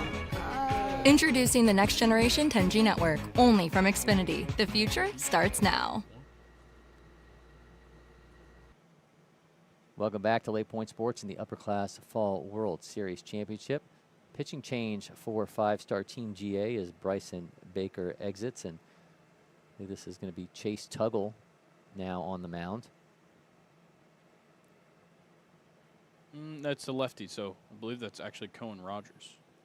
They have 2, yeah, it is indeed Cohen Rogers. They have 2 number 4s listed on their roster, so apologies there. But so Cohen Rogers will be on the mound. You had a chance, as you mentioned, to catch up with Cohen Rogers for one of our extra bases, and you talked to him about a lot of different things. Of course, I love the speed round of it element of the way, Yep. but talk a little bit about his game. What would you kind of pick up on in that conversation with Cohen? So even before the interview, we were talking a little bit, and I'm always interested in talking to some of the seniors that aren't committed yet and see where they're at when it comes to recruiting. And something interesting, and I didn't even think we'd get the chance to see him on the mound, but he talked about how he's had quite a few schools reach out to him about pitching, even though he doesn't really pitch much for South Forsyth. But as a lefty who we've already seen right now, he's already gotten up to 87 on the mound. So definitely something that teams are interested in, but I think, Cohen just seems to be the kind of player that goes out there and does not play selfish whatsoever. He plays for his team, whatever team that may be, and just goes out there and does what he's asked of. And meanwhile, coming in a relief outing, he probably wasn't anticipating either. So just overall a great player, and seems like a great guy that would add something to a college roster. Well, what he's being asked to do right now is hold up a 3-0 lead as he's facing Kellen Murphy, Jackson Pierce, and Charles Roederer. Certainly bringing some heat, which is quite the opposite of what we saw from Bryson Baker, who was a little bit more finesse-based. But see what Cohen's got to offer here on the plate or on the mound. Just 2 hits so far for Dirtbags United. He's going to allow a leadoff walk to Kellen Murphy, the catcher, and that'll bring up left fielder Jackson Pierce. See if we get a courtesy runner for the catcher. Looks like they're going to have Kellen Murphy out there running for himself.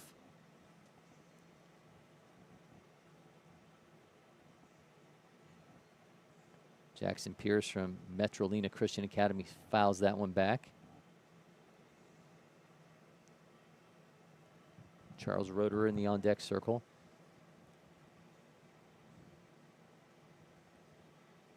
Top of the 5th, so Dirtbags United need to make something happen here. Of course, championship games, we play the full 7 innings, so time is not a factor. But considering the speed at which these 2 teams are playing, 48 minutes remaining on the clock, if it were in that typical hour 45, I think they're going to beat the clock.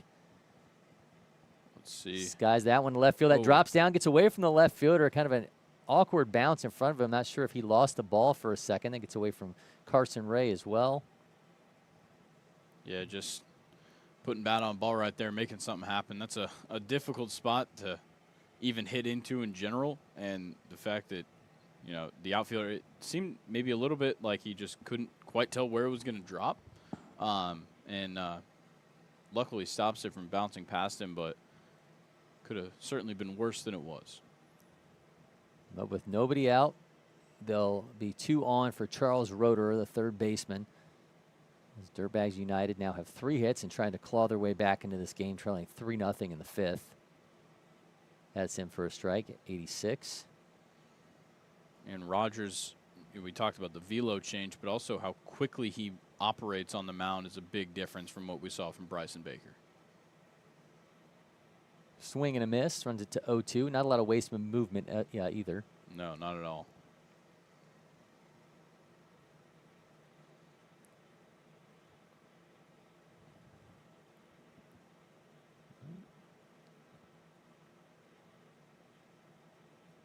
Roeder steps out, steps back in. Rogers misses high, make it 1-2.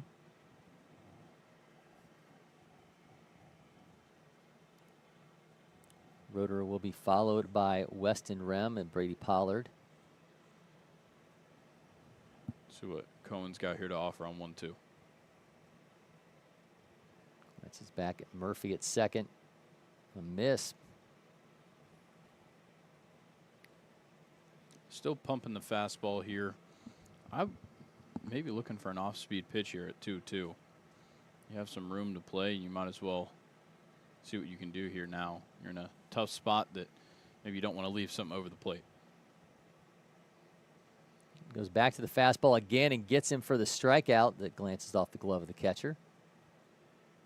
A strikeout nonetheless for Cohen Rogers. Good way to maybe shake off what happened to start this inning and start new.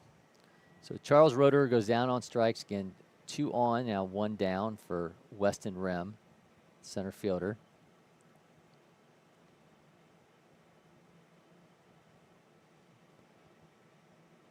Rem from Needham Broughton High School in North Carolina.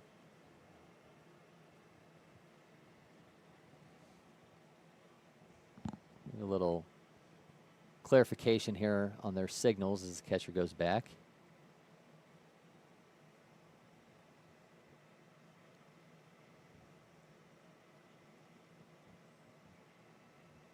Big opportunity here for Dirtbags United as they trail 3-0. They put 2 on with no outs.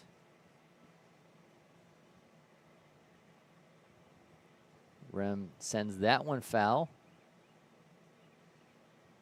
Yeah, and I think if you're Dirtbags, we've already seen it in this inning. Just put bat on ball and just try and make something happen. You've seen quite a few times, you know, something will drop every now and then, or something will sneak through the infield or get past an infielder. You never know. So just kind of keep going for this defensive approach, and maybe you'll get something out of it. It's going to miss arm side, excuse me. Well, look, we saw Chase Tuggle drop one in that ended up scoring 2 runs for 5-star Team GA, and Dirtbags United hoping that that ball that dropped into left field will be their breaking point as they try to get onto the scoreboard.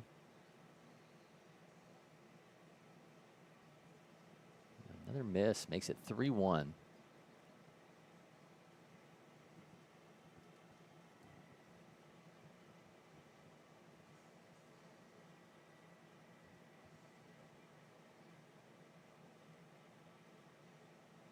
Skies that back foul to run the count full. See what happens here. I think might even see some runners going. I know there's only 1 out, but I think for Dirtbags, you need to set yourself up for something here. Seen Rogers consistently in the mid-80s. He's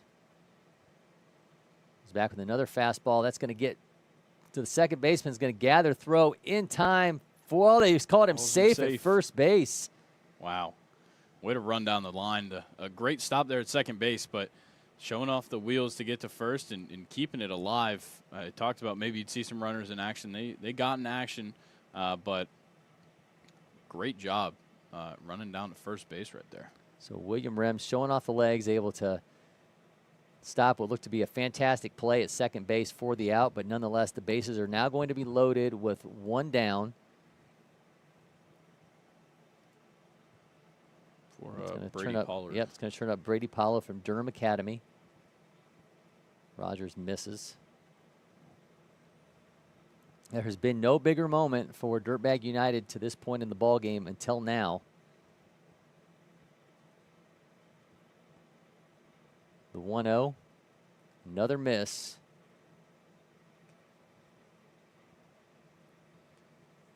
Not be surprised if we see a meeting out here to see if they can calm Cohen Rogers down.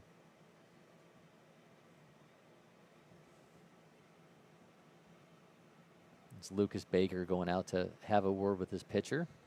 Yeah, and I think sometimes this is a spot where a pitcher that works quickly on the mound can sometimes hurt themselves by working quickly, not taking time to just take a breath and realize, you know, okay, this is what I got to fix, this is what I got to address, and sometimes you need that third party to come in and maybe make you take a break. Pollard shows bunt but pulls back, and that's going to be ball 3.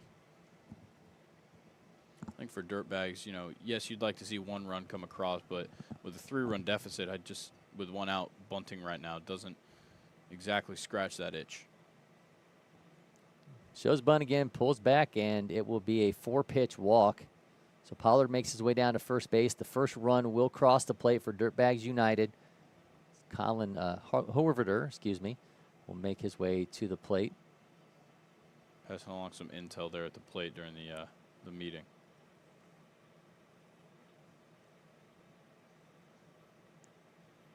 Colin Horvath has a chance to get Dirtbag United right back into this game as they trail 3-1, now getting their first run of the game off of a 4-pitch walk to Brady Pollard.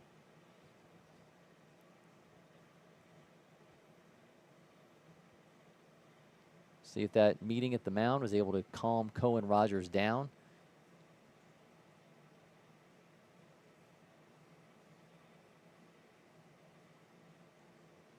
Still has a chance to get out of this jam and salvage a lead for 5-star Team GA. Definitely things changing here as we get down into the later stages of this game with Dirtbags in a great position to continue to put runs on the board. Horvader watches that for strike 1. 86.3. Rogers is ready. Yeah, he just very quickly goes back to his set position. Horvader sends that one to the second baseman, gathers, throws the second for 1 out, throws to first for another nice job by Carson Ray, who has shown some fantastic defensive work, and he converts his second double play in the last 2 innings. 5-star Team GA holds on, and they lead 3-1 in the Upper Class Fall World Series Championship.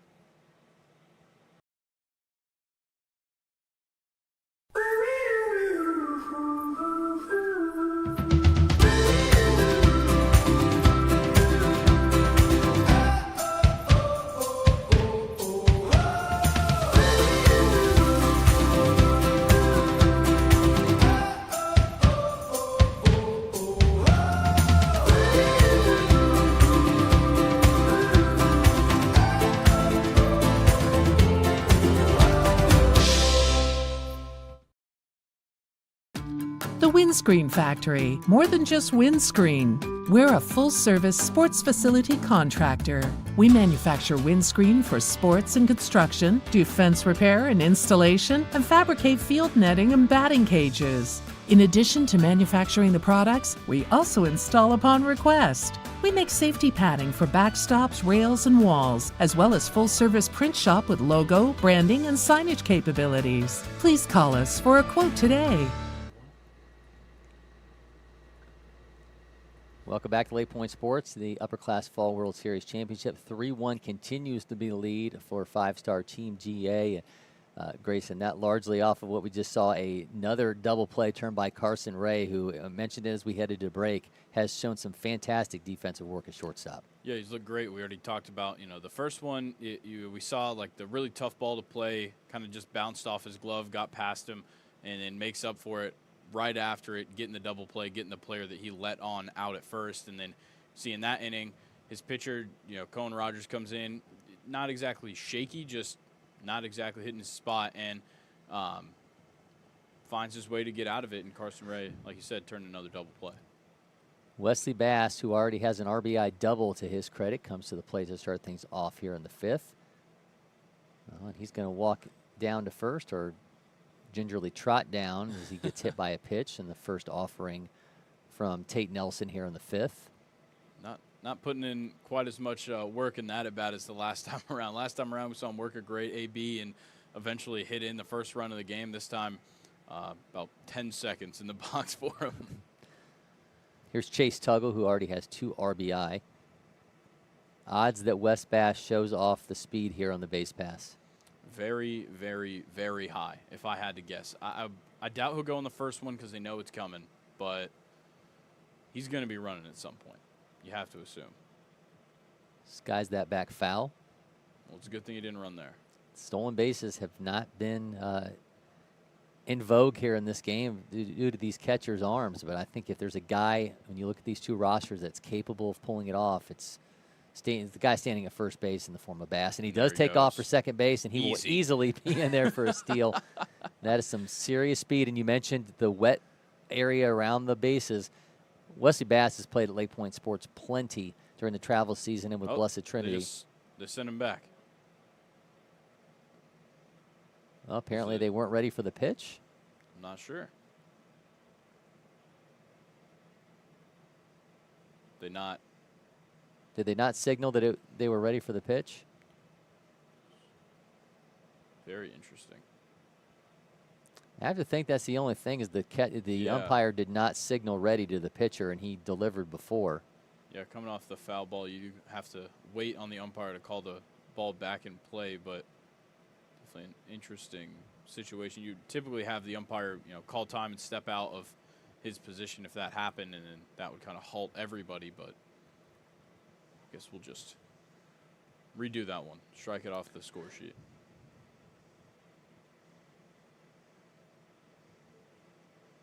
Well, Bass takes off for second. Nonetheless, a little bit easier jaunt down to the bag.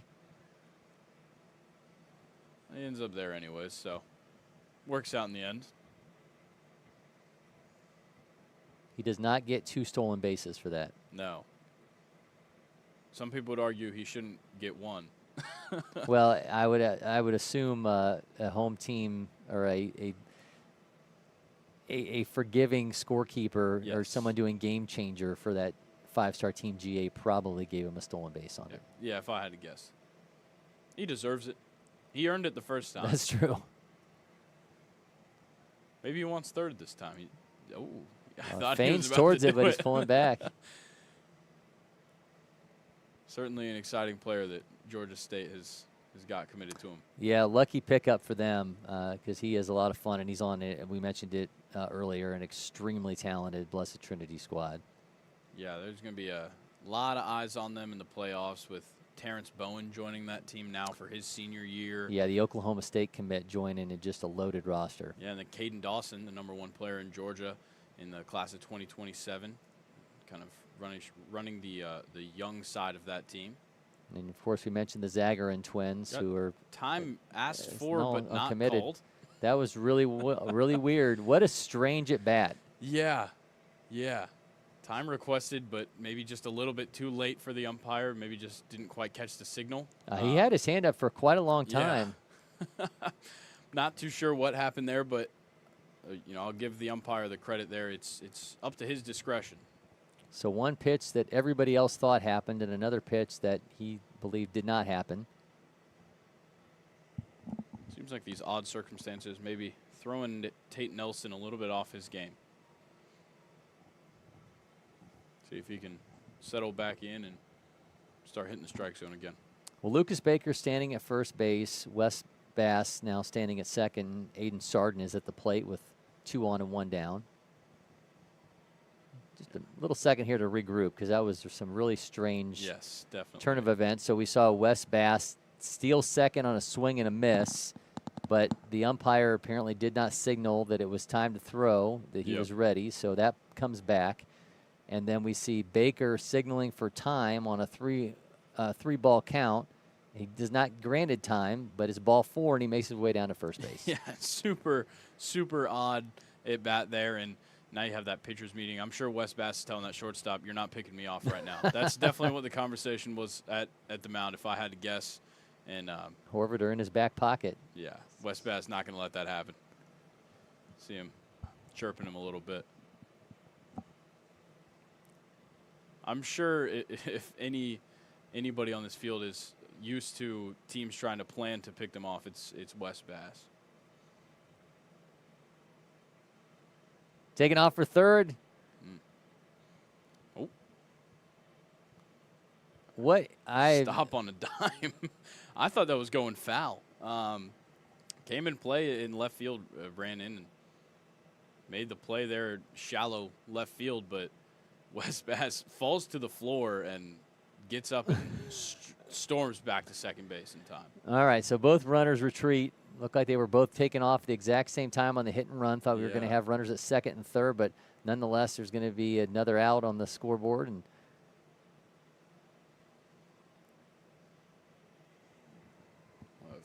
Nate Thatch back up to the plate.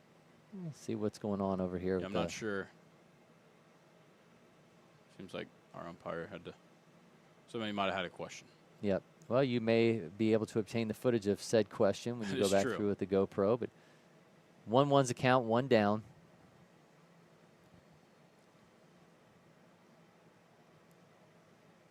Nate Thatch at the plate. Excuse me, 2 down.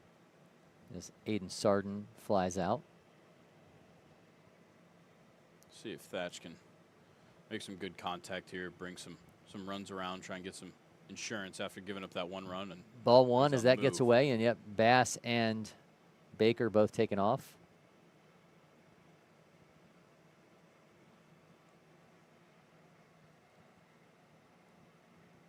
So Wesley Bass 90 feet from another insurance run for 5-star Team GA, who are up 3-1 here in the bottom of the 5th.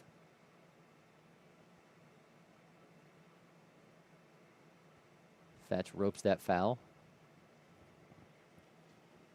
I think now with Tate Nelson up there on the mound and for his catcher, Kellen Murphy, behind the plate, it's no pass balls allowed here because you know that the speed on the bases is more than capable of advancing and maybe scoring that 4th run of the game for 5-star. So maybe even slow down the pitches for Tate Nelson and just look for something controlled. Big swing and a miss by Thatch makes this count 1-2.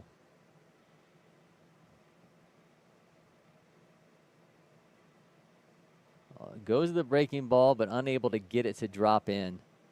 It goes about letter high on the 6'1", 210-pound Thatch. Sun's starting to peek out here as our studio starting to brighten up.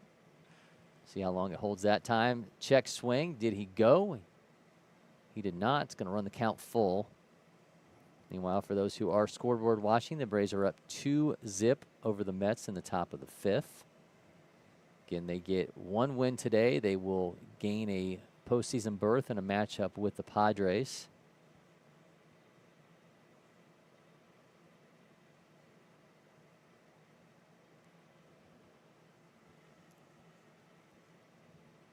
The 3-2 swing and a miss. That goes down on strikes. 2 are stranded for 5-star Team GA, but they still lead 3-1 in the Upper Class Fall World Series. Don't go anywhere. We'll be back from LakePoint Sports. First one I picked up, I just liked it the best. And like I said, I tried a lot of different companies, a lot of different models, and I fell in love with Old Hickory for sure.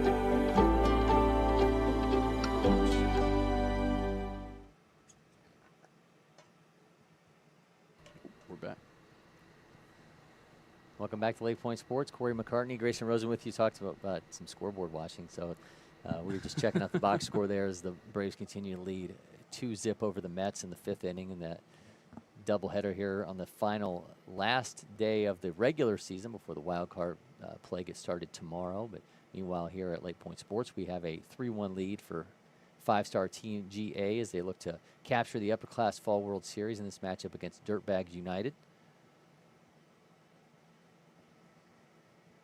Cohen Rogers back out on the mound for five-star Team GA here in the top of the 6th.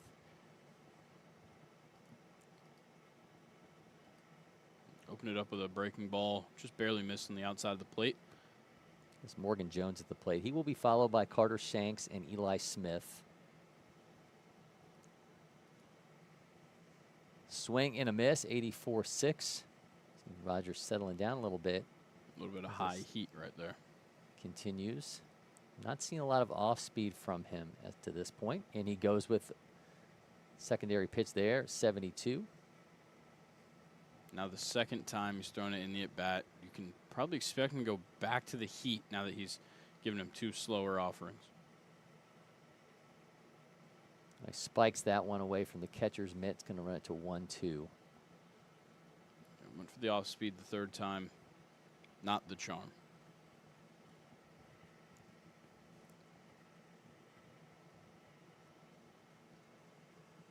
One run on 4 hits for Dirtbag United. 3 runs on 5 hits for five-star Team GA. Swing and a miss. Brings him down to his knee and goes down on strikes for the first out. Good at bat right there by Cohen Rogers. Definitely changing how it looks on the mound as opposed to what we saw last inning. He threw 4 breaking balls in that at bat and seemed like they were working. Now it's Carter Shanks, who was the starting pitcher for Dirtbags United, and he watches that for a strike.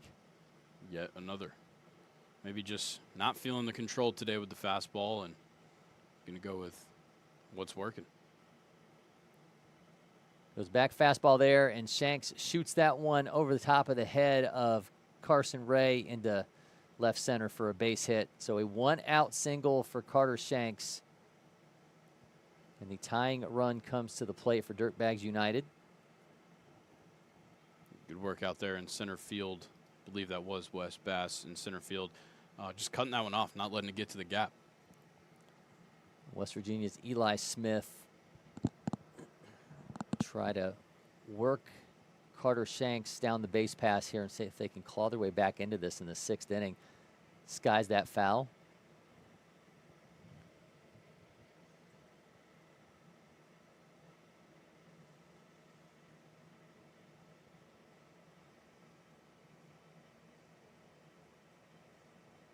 See Carson Ray stretching his back there at shortstop. Just misses outside and run it to 1-1. A briskly moving game. We often talk about time being a factor. It's obviously not a factor in a game that will play its completion for 7 innings as we do in these championship games, but still 24 minutes on the clock as we sit here in the top of the 6th. So these two teams are scooting along, especially because we had so much dominant pitching early in this matchup. Yeah. And then you throw in, you know, that, what was it, the bottom of the 3rd, which took about 30 minutes of our game time. So definitely moving well throughout this game. Rogers has a 3-1 count against Eli Smith. Well, gets a strike, so we'll return to the box. Braden Seeley in the on-deck circle. There's nothing more demoralizing as a hitter to, you know, 3-0, 3-1. Think you saw the ball, you start walking, and you get that. Either whether it's on time or a late call by the umpire, it always hurts. Well, Smith gets it this time as he will, in fact, make his way down to first, and Shanks makes his way to second. So now the go-ahead run comes to the plate in the form of Braden Seeley.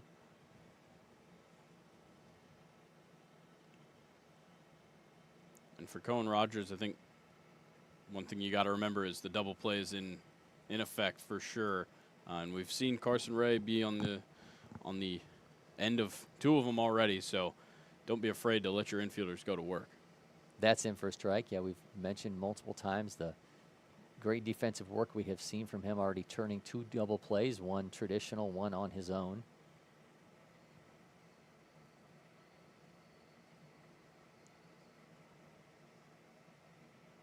Misses inside, ran it to 1-1. It does seem like he's just a little bit more comfortable right now throwing the off speed.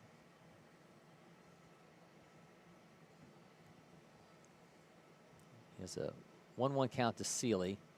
That's in for a strike. To the 6'2", 195-pounder from West Forsyth High School in North Carolina. Of course, being here in Georgia, you have to quantify that, Yes. qualify that with North Carolina. Time is granted.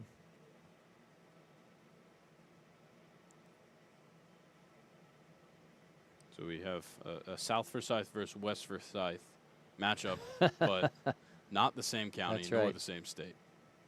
Well, puts this one in play down the left side. Left fielder gathers. Runners will retreat. Got 2 outs now, top of the 6th. Big moment. We saw Cohen Rogers get himself out of trouble. He's walked in the first run of this game, but then got himself out of further trouble to limit Dirtbags United to just 1 run. So he was able to do here. He's allowed 2 base runners, but finds himself with the opportunity to get out of this if he can somehow pull a little bit more magic against Kellen Murphy. And Kellen Murphy, a guy who can certainly make something happen with the bat. He got a max exit velocity on his profile, 93.8. So if he makes some contact, he might make something happen here. Yep, catchers who indeed rake miss low. It's now 2-0. I think Rogers is trying to stay away from the breaking ball. Maybe he looked at the profile before he went out there on Kellen Murphy. 250th ranked player in North Carolina in 2026 out of Weddington High School. He has a 2-0 count. He skies this one. Will be unplayable. It's now 2-1.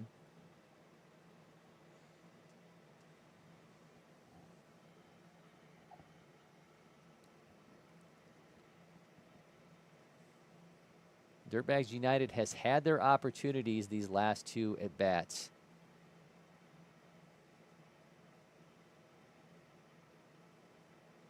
Can only come through with 1 run in the 5th. Let's see what they can do here in the 6th as they have 2 on and 2 out.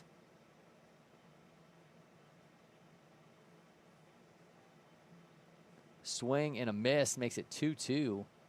Looked like Kellen Murphy was just anticipating that breaking ball. He hadn't seen one yet in the at-bat, and Cohen Rogers just sticks to the heat. Well, leads to an uncomfortable swing. Down to his last strike. Does Rogers get out of this, or does Murphy come through? Gets him frozen for the strikeout. Cohen Rogers coming up big, and it's still 3-1, a 5-star Team GA in the Upper Class Fall World Series Championship. We will be back from LakePoint Sports.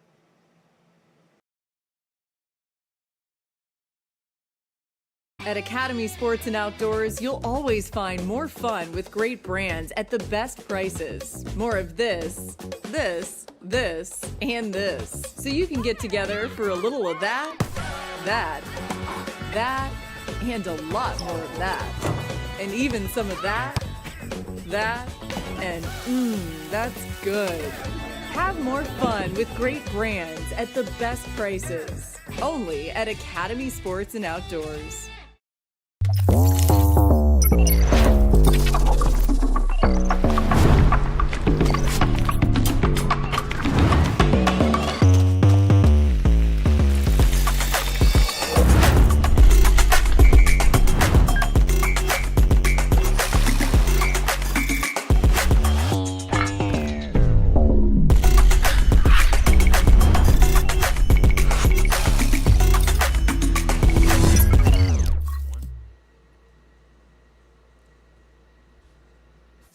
Is the lead for 5-star Team GA in this, the Upper Class Fall World Series Championship from LakePoint Sports. Cory, McCartney, Grayson, Rosen with you. Tate Nelson is back on the mound in this relief effort for Dirtbag United. Meanwhile, we'll see Trevor Lutz, Shy Brown in the top of the order with Carson Ray for 5-star Team GA looking to add some insurance here. So it'll just be potentially one more at bat for Dirtbag United. Yeah, we're going to see Nelson for the third full inning. He came in to finish off the third inning now, making it into the sixth, and just interested to see how he keeps going. Lutz, meanwhile, is 1 for 2. He's got a strikeout, and that's in for a strike. Nelson looking to move quickly here, not really putting up with Lutz taking a little bit of a breather. Swings through that for strike 2. Okay, so we've talked multiple times about hats constantly falling off guys' head. The thing that I can't get past is the fact that his hat is adjustable. At least it looks like it. I think it is. Just misses to make so it that's 1-2. a choice. If true. it was a fitted hat, then is it? I think that might just be a logo on the back. I think it is. I think they're stitching across the back. Really close to his hair color. Yeah. But, yeah, okay, then I can understand it. Because the fitted hats, you know, if it doesn't fit, it's going to fall. So as long as it isn't adjustable.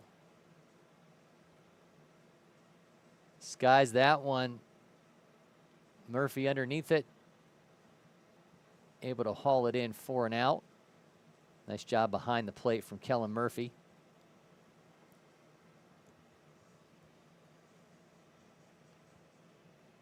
The hat off, because you're throwing so hard, is the travel ball flex equivalent of Brewstar Gratterall breaking his chain. Yes, exactly. It is. It's just like, you know, Kellen Murphy's done in the warm-up throws, throwing down a second, the mask falls off. That's every right. time. Just it's a show of effort. That's right. 1-0 count to Shy Brown, who's 0 for 2.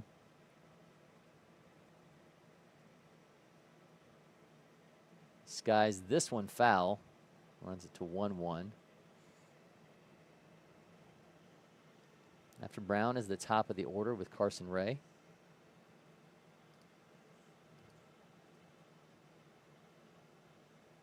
Brown's seeing the pitching just fine. Timing it up, just not quite squaring it up here. But Tate Nelson might have something better to offer him here with 2 strikes.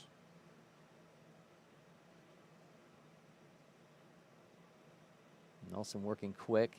Oh, it loses his bat on the swing and a miss. Something you don't see every day. But maybe that bat got a little bit wet. Still warding off the effects of the rain from a couple innings ago. So probably just a little bit of that mixture of wet wood bat handle and batting gloves as well does not go well. And we saw it right there. Well, now we'll see Carson Ray with 2 down. Ray is 0 for 2 on the day. Scored 1 run, also has a walk and a strikeout. Runs it to 2-0.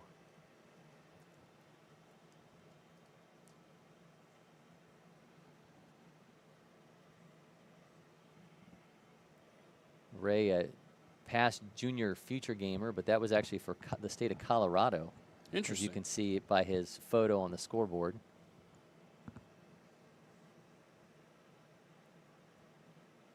Wonder if that was maybe where he lived at the time or potentially just a fill-in for a team that couldn't fill up the full roster.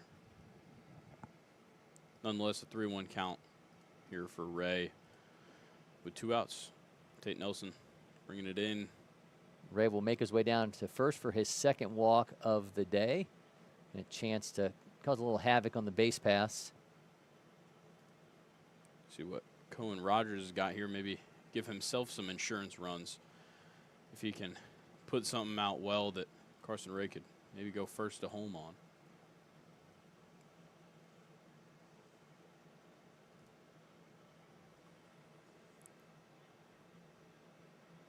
There's one, 95 off the bat, straight into the outfield for a single.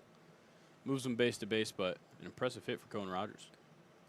So Rogers does his part to keep the inning alive for 5-star Team GA as Carson Ray advances to 2nd. Now here comes Wes Bass. Bass again already has an RBI double to his credit today. Coach couldn't ask for better out of his first 3 batters in the lineup. Even with 2 outs, they come up and all of them trying to make an impact here. So we'll see what Wesley Bass can do in this trip to the plate. He's certainly been showing off every other time around.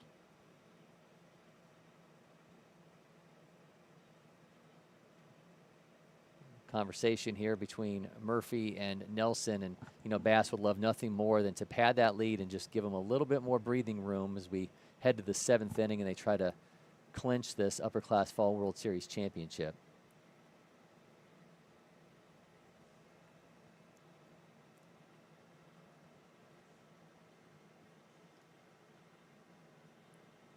Bass 1 for 2.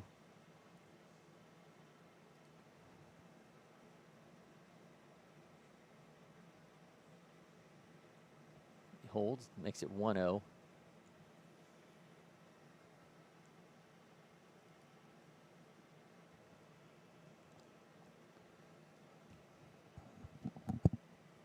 Another miss, that one high, makes it 2-0.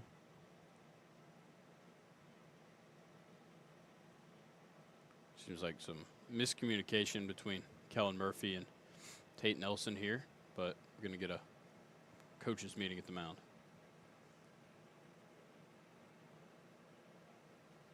There's 64 pitches into this relief outing for Tate Nelson. Came in relief of Carter Shanks.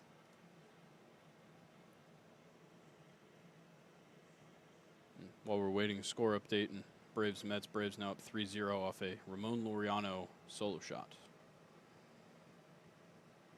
Yeah, we'll certainly be interested to see the machinations that go into that second game should they win.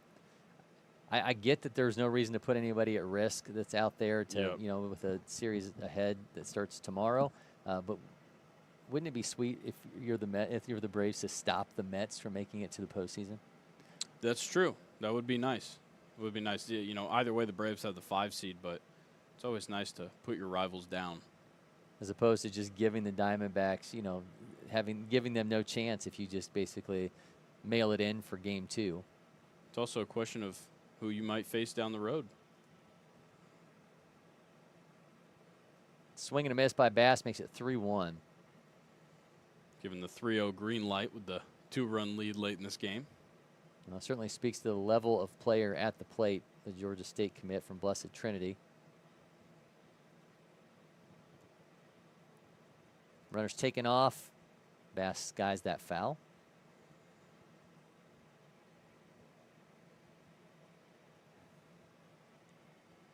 Can't even imagine what just a hit in the gap would do with these guys running on contact and Wesley Bass booming out of the batter's box.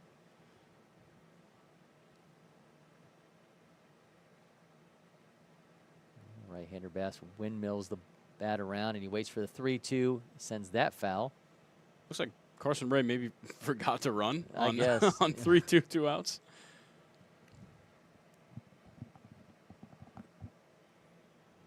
Cohen Rogers almost met him at second base. Maybe just needed a breather from the last one. Here comes another 3-2 from Nelson as Bass awaits. Runners do take off. Swing and a miss goes through that one. So 2 stranded for 5-star Team GA. They lead 3-1 as we move along to the 7th inning. See if they can shore this up or if Dirtbags United has something to say as the Upper Class Fall World Series continues.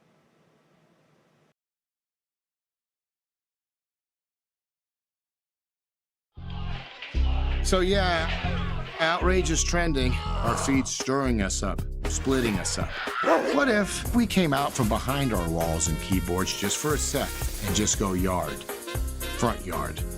Come out bagging, jumping, check on that Johnsonville feed. Let our individual flavors blend together.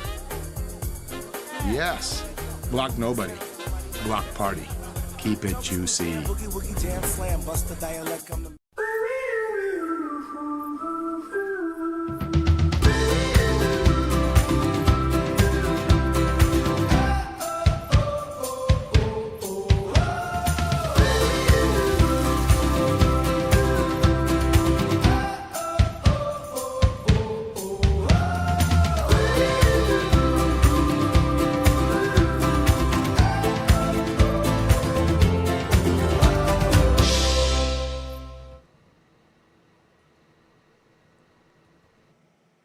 It all potentially comes down to this in the Upper Class Fall World Series Championship. Cory, McCartney, and Grayson, Rosen with you. Dirtbags United looking to claw their way back as five-star Team GA leads 3-1 going into the 7th inning. Cohen Rogers will continue on the mound for five-star Team GA. Meanwhile, Dirtbags United are going to roll out Jackson Pierce, Charles Roederer, and Weston Rem. See what Rogers has going into now his 3rd inning of work. We saw a good start from Bryson Baker. Got us 4 innings, no earned runs, only walked 2, struck out 3. Cohen Rogers has 3 strikeouts to this point. Did walk 3 and walked in that sole run that Dirtbags has scored. But Cohen Rogers got the chance to lock it up right here and reign victorious. 7, 8, and 9 at the plate for Dirtbags United in this inning, but Jackson Pierce is 1 for 2, and then the 3rd batter scheduled for this inning, Weston Rem, is 2 for 2 on the day. Rogers opening up the inning with a off-speed pitch. We'll see what he brings now on 1-0. Shows bunt, pulls back. This part of the lineup for Dirtbags United has contributed 3 of the team's 5 hits. See what they can do here. Get something started. Pierce shows bunt again. Pulls back. It's going to make it 3-0.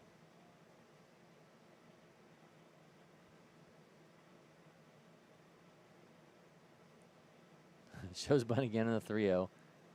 He'll make his way down to first base for the lead-off walk. So that puts the tying run at the plate in the form of Charles Roederer. Roederer is 0 for 2 on the day. He has 2 strikeouts. Looks like Weston Rem wants to show bunt as well.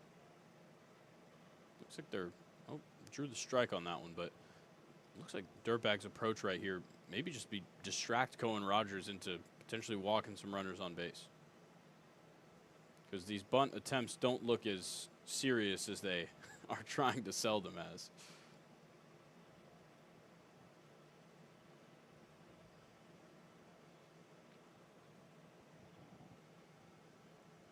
Again, Charles Roederer at the plate, 0 for 2. Again, he got a couple strikeouts in the day, but he could change his day in an instant here. Weston Rem in the on-deck circle. 1-1 count, got a runner at first. That's in for a strike. Rogers has increased the degree of difficulty, increased the degree of difficulty seemingly each inning he's been on the mound, but he's worked his way out of trouble. See if he can do that again here. He's got a 1-2 count. Gets him for the K, so Roederer goes down on strikes for the 3rd time today, and Cohen Rogers bounces back to get the first out. Yeah, that was the perfect pitch right there. Kind of getting it low and away, giving him some heat. Not quite, top velo that we've seen from Cohen, but certainly some good stuff to be seen in his 3rd inning of work. Weston Rem, again, responsible for 2 of the 5 hits thus far for Dirtbags United. Now at the plate, fouls that one off. And if you're Dirtbags, you could certainly use a 3rd.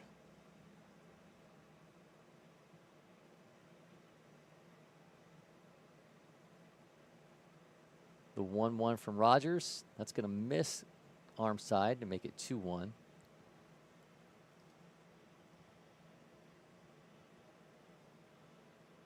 Pardon me, 1-1. That's 2-1. You just knew what was going to happen. That's right. Well, our scoreboard is technically about 3 seconds ahead of the pitch. It's just an unfortunate byproduct of our AI cameras. Now 3-1. So for those watching at home, just ignore the scoreboard for about 3 seconds when the pitcher's about to throw. That's right. 3-1 from Rogers. Weston Rem fires that one. Oh, from his backside. Another fantastic defensive play from Carson Ray. From his backside, throws over to second to get the lead runner for out number 2. That was a fantastic play. That's the big plays that you have in a victory of this magnitude, and Carson Ray steps up to the occasion. He has not contributed in the way I'm sure he would like to at the plate, but the main highlights from this game have by and large belonged to Carson Ray, who has just been fantastic at shortstop. This guy's that foul. He has turned 2 double plays, one in which he made the catch himself, threw back to first to double him up, set off a traditional double play, and then just threw from his backside to get a key second out here in the 7th.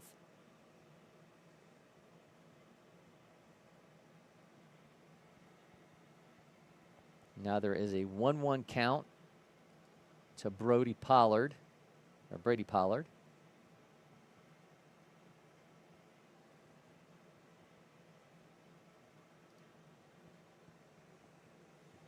Pollard 0 for 1 on the day, but he does have a walk and got that bases loaded walk for the game's first run. Dribbler back to Cohen. Rogers has it. Throws to first to secure the victory, and 5-star Team GA is Upper Class Fall World Series Championship. They got something to celebrate here as Carson Ray getting some moves down over there at third base.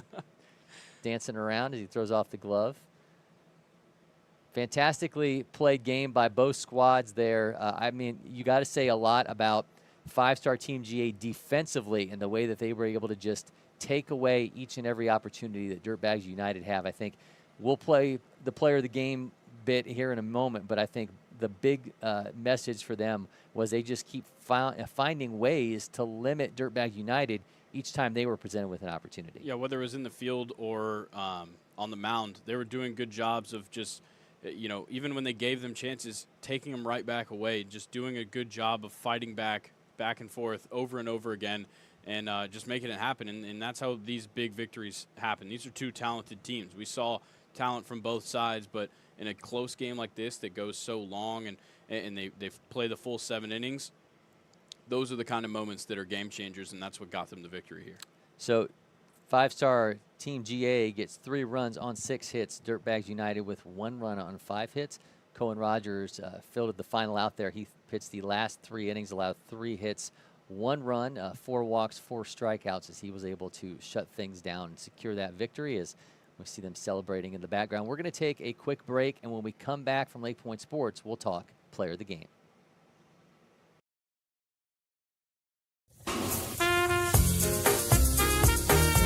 Grilling is an art. Don't forget to add sausage, Picasso. Keep it juicy. Jump to the jam, boogie woogie jam slam, bust the dialect. I'm the man in command. Come flow with the sounds of the mighty.